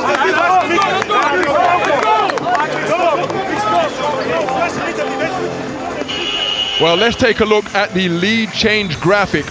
And you can see it is pretty much Fenerbahce all the way, because Panathinaikos led with the opening score of the game. They then hit a 3-pointer to lead 3-5. But since that time, it has been all yellow in terms of the lead change graphic, and that's why we have that skyline. You know that's why I do, Big Ron. That yellow line, that doesn't mean anything until that final buzzer rings, man. Panathinaikos doesn't care one bit if they've only led from the first minute of the game. Look at her putting the pressure defense on now. They might give up easy baskets because of it. Wade Baldwin, wide open mid-range J, couldn't get it to fall, so the swarming, trapping, aggressive defense effective for Panathinaikos as Matthias Lasor catches on the cut, got creative with the footwork, and the man we so often associate with force and thunder, showing finesse as he tiptoed his way down the lane. Yeah, he tiptoed his way. You know, that's a little bit of not being out on the court that much. Back in the game situations, you feel it, but on the other side of the court, what I'm looking at is the fact that Panathinaikos is starting to double team. Fenerbahce has to have a little bit more composure, a little bit more patience offensively. The reason why Panathinaikos wants to double team is they want Fener to take quicker shots so they can get more possessions. Do you get burned if you give up an easy layup? You do, definitely, but what you're doing is you're making them rush their shots and you're getting possessions sorting out of the line. Matthias Lasor, 65% free throw shooter for his career, so makes the first. Ron, you asked 60% free throw shooters what it's like doing them in the fourth quarter, and they say, look at my percentages in the fourth quarter, boss. That was always Shaquille O'Neal's refrain. And he shot barely over 50 as Myris Grigonis pacing agitatedly over on the sidelines. 5 points to deficit, a 6-0 run put together by Fenerbahce, by Panathinaikos Aktor Athens. You see them floating out for that double team, and they can't find it yet. Here comes the sort with it. Wraparound feed to Devon Hall, Fenerbahce's leading scorer, dancing with the dribble. Oh, shakes off Lucas with the crossover. Oh my goodness! A 3-point dagger drilled off the hesitation. Crossover move from Devon Hall. What a semi-final he is having. 4 of 6 from downtown in a team-high 18-point total. His team lead by 8. And he's on the sort right now down low. Let's see if they take advantage of it. Osman for 3, buries it. What a riposte from Cedi Osman to take him to 20 points in the game on 50% shooting from downtown. His team clinging to the coattails of Fenerbahce. This is crunch time, my man. This is when the big players step up. Another attempt at a double team here. Now they step back. Grant's going to take him alone off the pick and roll. Devon Hall poked away by Matthias Lasor. What a defensive play. His second steal of the game, second of the fourth quarter, along with a block on his return to the floor for the first time since December. Matthias Lasor getting it done with really impactful, eye-catching plays on both ends of the floor. It's the energy that he brings to this team. Whether he's hurt, whether he's been hurt, whether he's just back for the first game, the energy that he brings defensively. Remember the play he made before where they won the officials' challenge. This time he gets another steal on the pickpocket up top. Amazing shot here by Devon Hall, but Fenerbahce needs every one of these right now to try to knock out the defending champs. We know defending champs don't go down very easily, Big Ron. And Matthias Lasor, what a job he is doing from the free throw line. A perfect 3 out of 3. And a double kiss to the wrist too. Are you watching the double kiss? He's got, I don't know if that's a new move. I don't remember that if he did that before, but. And again, because it was a leg injury that he suffered as he misses the second free throw attempt, that is one thing he will have been able to work on rather than the explosive post moves we so readily associate with his game. He misses the second free throw. You just stole that one from me, my man. As Devon Hall being defended aggressively by Slukas. McCollum from the half-court logo keeps the dribble alive, working the handle. Big sidestep 3. Oh my goodness! What a score from Eric McCollum! A huge sidestep like a crab off the handle to drill his third 3-pointer of the game and put his team up by 7. Now you want to run the clock, be patient. Keep it in this guy's hands right here. That's football from Kostas Lukas that will reset the shot clock to 14. That's 5 extra seconds here for Fener, 5 less for Pana. You look at it, step, man, right in front of the Panathinaikos bench. How much room did he cover on that sidestep? Terrific footwork from Eric McCollum. And again, he possesses such wonderful control of the basketball with those giant mitts. Drilled his 3rd three-pointer of the night on 50% shooting from downtown as Wade Baldwin, step back, mid-range, bucket. Wade Baldwin continuing to pile on the pain at Panathinaikos' expense as he moves to 8 points in the game with that mid-range jump shot. Slukas hanging in the air, tough catch down low from Matthias Lesor, bullying his way through a crowd. Eric McCollum ensuring that there was no and one, twirling his hand like a whirling dervish to ensure he couldn't get the shot away. Yeah, he might be 3 for 4 from the line, but they're going to put him back on there every time they can. They're going to see if he's actually worked that hard at his free throw shooting. They're going to send Lesor back to the line and not give him the easy shot. It's, you know, Wade Baldwin, as I talked about before, only a few 3-pointers as Slukas steps out of the game. It looks like he's got some baggage or something. He doesn't look like himself in this game. We saw him not play often through that first half, 3rd quarter until Nunn actually fouled out. So what does Lesor do here? Do they seek to make it while the clock is stopped? The time, Joe, where they're going to intentionally miss and try and get a field goal as they did so effectively in the first half? Yeah, I think that's right. I think you got to make it and just try to get that defense going here and try to get a double team up in the midcourt somewhere. Maybe even put a full court press and try to pressure this first pass in the corner and get a steal in the middle. But look, if Fener's got ball handlers, they know what to do. And you got Wade Baldwin taking it out. He's usually the guy that's going to get the ball right back in his hands after he takes it out. So Fener bringing in ball handlers, Panathinaikos bringing in defensive stoppers. There it is, right there. Full court pressure being applied. Panayotis Kalaitzakis trying to get up close and tight as the double team comes from Jaren Grant. They beat the 8-second clock as it just evades the hand of Juancho Hernangomez. Terrific effort by Panathinaikos, but that, ladies and gentlemen, is in all likelihood the ball game. Fenerbahce showing wonderful composure as they keep their cool. Tarik Biberović wide open 3 with the final nail in the coffin of the defending champions. Tarik Biberović from downtown drills his 3rd three-pointer of the game. Instant riposte from Juancho Hernangomez, but it is a classic case of too little too late as Juancho Hernangomez hits his first three-point attempt of this semi-final. Yeah, I talked about this before, right? You saw Panathinaikos throughout the season, just the inconsistencies from game to game. And when you're inconsistent in a Final Four situation where it's semi-final, final, one game is a game that could kill you. Even though Hernangomez makes that shot, they just could not get it going offensively. And I keep pounding on the fact that they only have 11 assists. There's only 6 assists that they had up until midway through the 3rd quarter. This is a team that averages 19 a game. More than 19, I should say.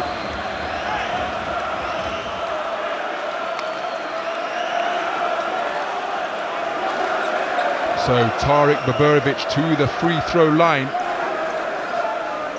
First trip to the stripe tonight for Biberović. 84% free throw shooter for the season.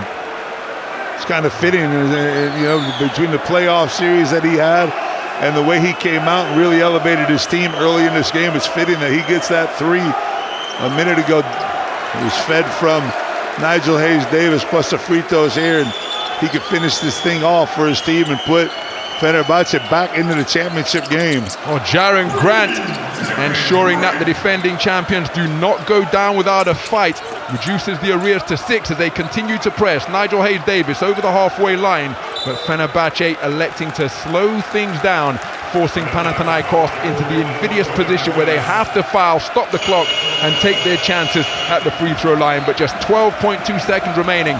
This will take a collapse of improbable proportions by Fenerbahce and some inspired basketball from Panathinaikos to overturn this deficit. I'm a EuroLeague fan. I don't follow the NBA very much. When you talk about collapse, I don't know if you saw the Indiana Knicks game the other day. I mean, Tyrese Halliburton looking like Reggie Miller reincarnated. Exactly. Making the same gesture to Spike Lee over at the sidelines of the Garden, but Panathinaikos regards something similar here. Yeah, I don't think we'll see that here tonight, but man, that was an amazing comeback.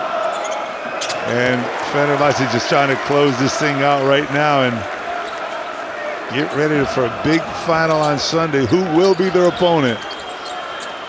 So, cosmetic offense put on the board by Chedi Osman. Terrific effort by him individually. But as the final buzzer sounds here at the Etihad Arena, last season's champions are now former champions. Their reign has been brought to an end here by Fenerbahce Beko Istanbul. And the newly minted Alexander Gamelski, Coach of the Year, Sarunas Jasakaivičius, has guided his ball club back to the final. Fenerbahce Beko Istanbul seeking to add another title to the one that they won in 2017, returning to the championship game for the first time since 2018. And that is what it means to Coach Saras. Relief as he exhaled those cheeks like a set of bellows. But a terrific team performance by Fenerbahce Beko Istanbul on a night where they had so many heroes. Wade Baldwin with his mid-range mastery, Devon Hall getting it done all over the floor, Nicolo Meili with incredible cameos at both ends of the court, defensively and offensively, and all of those factors combining to give us a final score of Fenerbahce Beko Istanbul 82, Panathinaikos Aktor Athens 76. The champions dethroned, and it's Fenerbahce who progress through to the championship game on Sunday here in Abu Dhabi.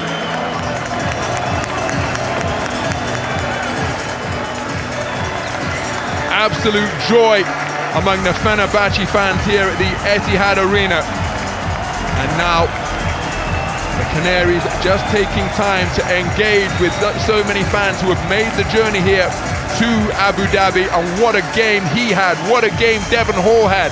Wade Baldwin with his composure and crucial mid-range jump shots at key times.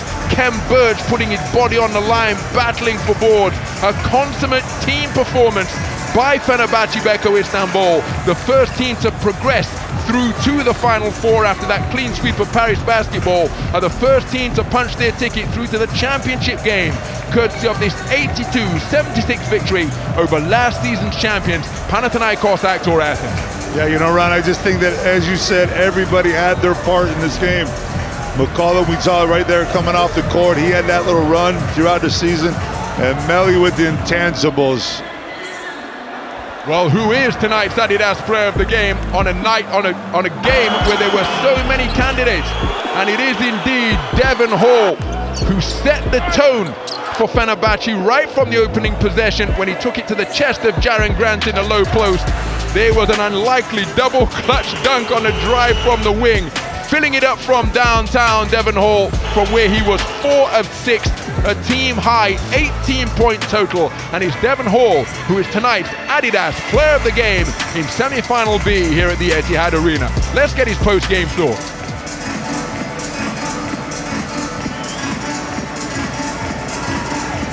Devon, Player of the Game, how's you feeling right now? You're going to the final. Good. Obviously, this was an important one for us, and they got us twice during the year, and I'm glad we came out with this one.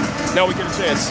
It must have felt like they were a team who were never going to go away. Panathinaikos have a habit of coming back from the dead, but you guys dug deep in the fourth quarter. What was the spirit of this win? No, I think we just stuck with it. We were able to get stops, some big shots down the stretch, so that was important for us down the stretch. Rest day, bit of video, and then come back and do it all again. 50% of the way, you took Fenerbahce over the hump. How do you prepare for the championship game? Yeah, figure out who we're playing first, and then rest, recover well, and get ready, like you said. That's great. Well done, Devon. Praise the game. So Devon Hall, delighted that they were able to get a victory over Panathinaikos. Remember, Panathinaikos swept them during the course of this season, beat them in his corresponding fixture last season, bringing to an end Panathinaikos' run of 4 straight victories at their expense. Let's get the post-game thoughts of Coach Sarunas Jasakaivičius. Coach, that was an amazing performance by your team and by your sideline team as coaches as well. First thoughts about going to the championship game? No, just my hats off for the players. Didn't think we played great, but it's not possible to play great at this stage. I heard the fight. I thought the fighting spirit and the heart was there from the beginning. We started taking 50-50 balls, exactly what we didn't do last year in Berlin in semifinal against Pau. Then, like always in these games, it became difficult, and we found players who stepped up. You said at halftime it was the little details that got Panathinaikos back into it, corrected them in the second half. Well, there's, unfortunately in our situation, there's too many details, so they are not going to be there. But like I said, the day was all about the fighting spirit. On Sunday, we need the same fighting spirit and better basketball. That's a great job. Congratulations, Coach. See you on Sunday. So, Coach Šarūnas Jasikevičius securing his passage and that of Fenerbahce through to the championship game. And again, delighted with the fight that his team showed, shooting the basketball terrifically from downtown.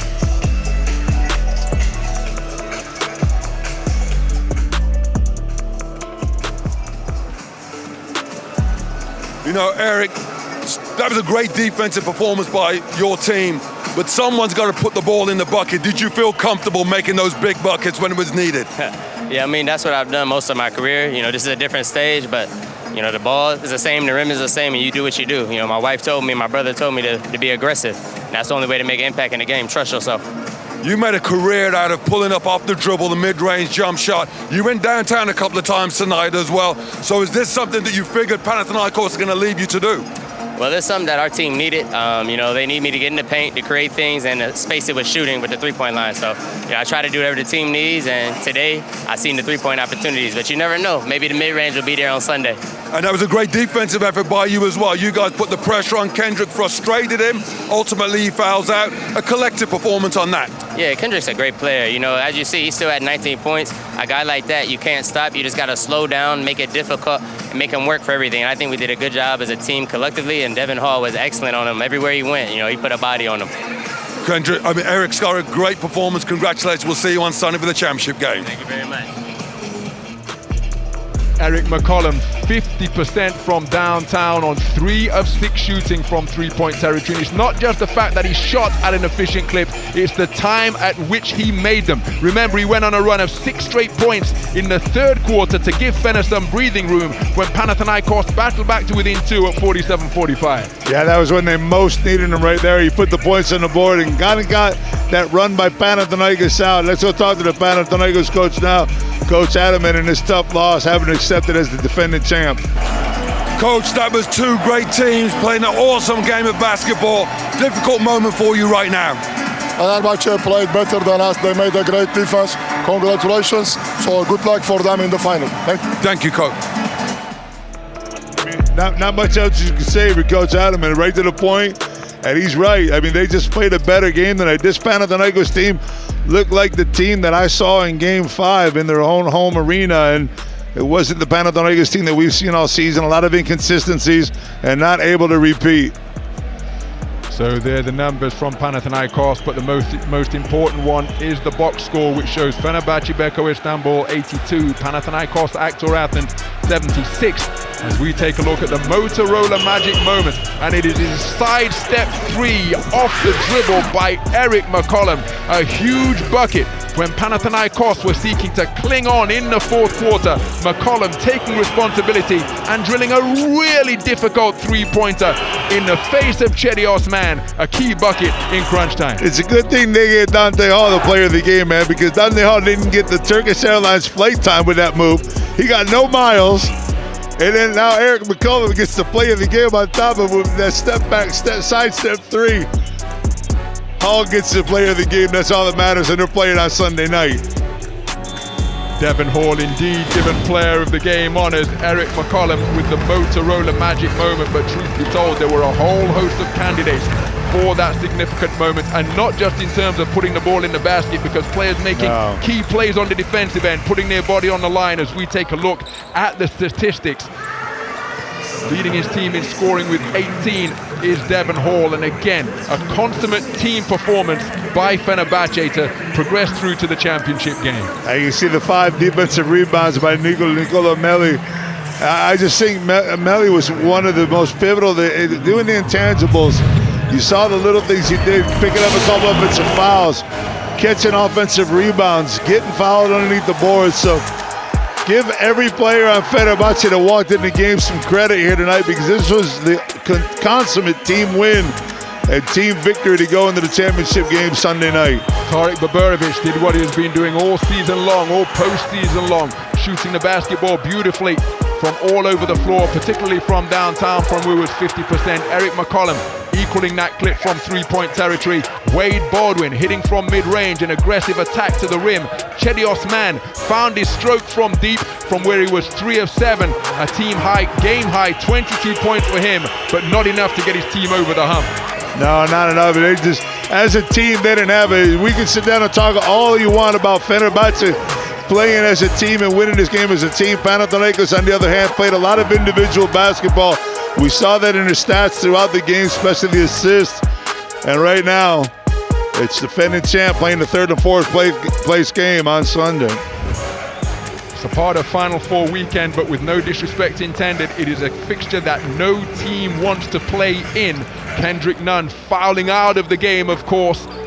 Picked up a technical foul after being hit with foul number 5 for tossing his mouthpiece out in frustration. And look at the bench scoring for Fenerbahce. Key contributor. As we leave you with these numbers and some closing images from what has been a fantastic semi-final B, is Fenerbahce, who are through to the championship game. And there is the route as to how they did it. A terrific performance by Fenerbahce Beko Istanbul, ending Panathinaikos' recent run of dominance in this particular rivalry. Outstanding effort, fantastic fight, and it's Fenerbahce who will contest Sunday's championship game. You don't want to say revenge, but you know who's in their mind, Ron.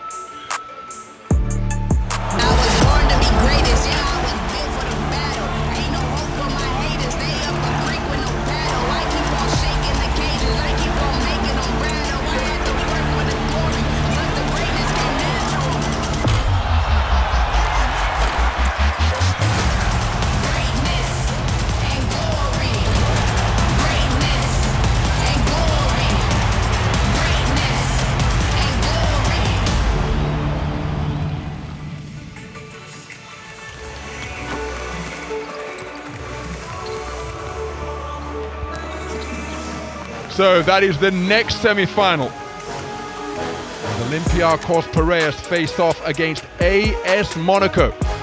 Sasha Vezenkov, the newly minted MVP after another outstanding campaign for the Red and Whites. They've got plenty of fans in the house, and of course, those are the colours of AS Monaco as well. So it's going to be a veritable sea of red here at the Etihad Arena. What a semi-final we have in prospect to determine who will be facing off against Fenerbahce. Really looking forward to this game. It's a game of 2 different types of teams. Olympiacos, who plays that team concept, and AS Monaco, a little bit more of a one-on-one team. Going to be an interesting thing.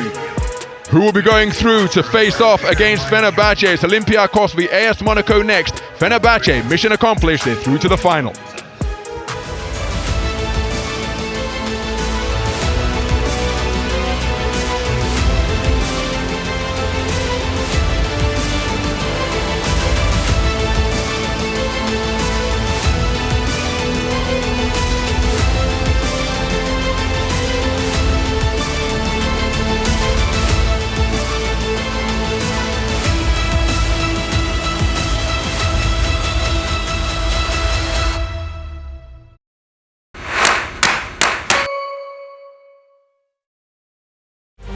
Turkish Airlines EuroLeague in association with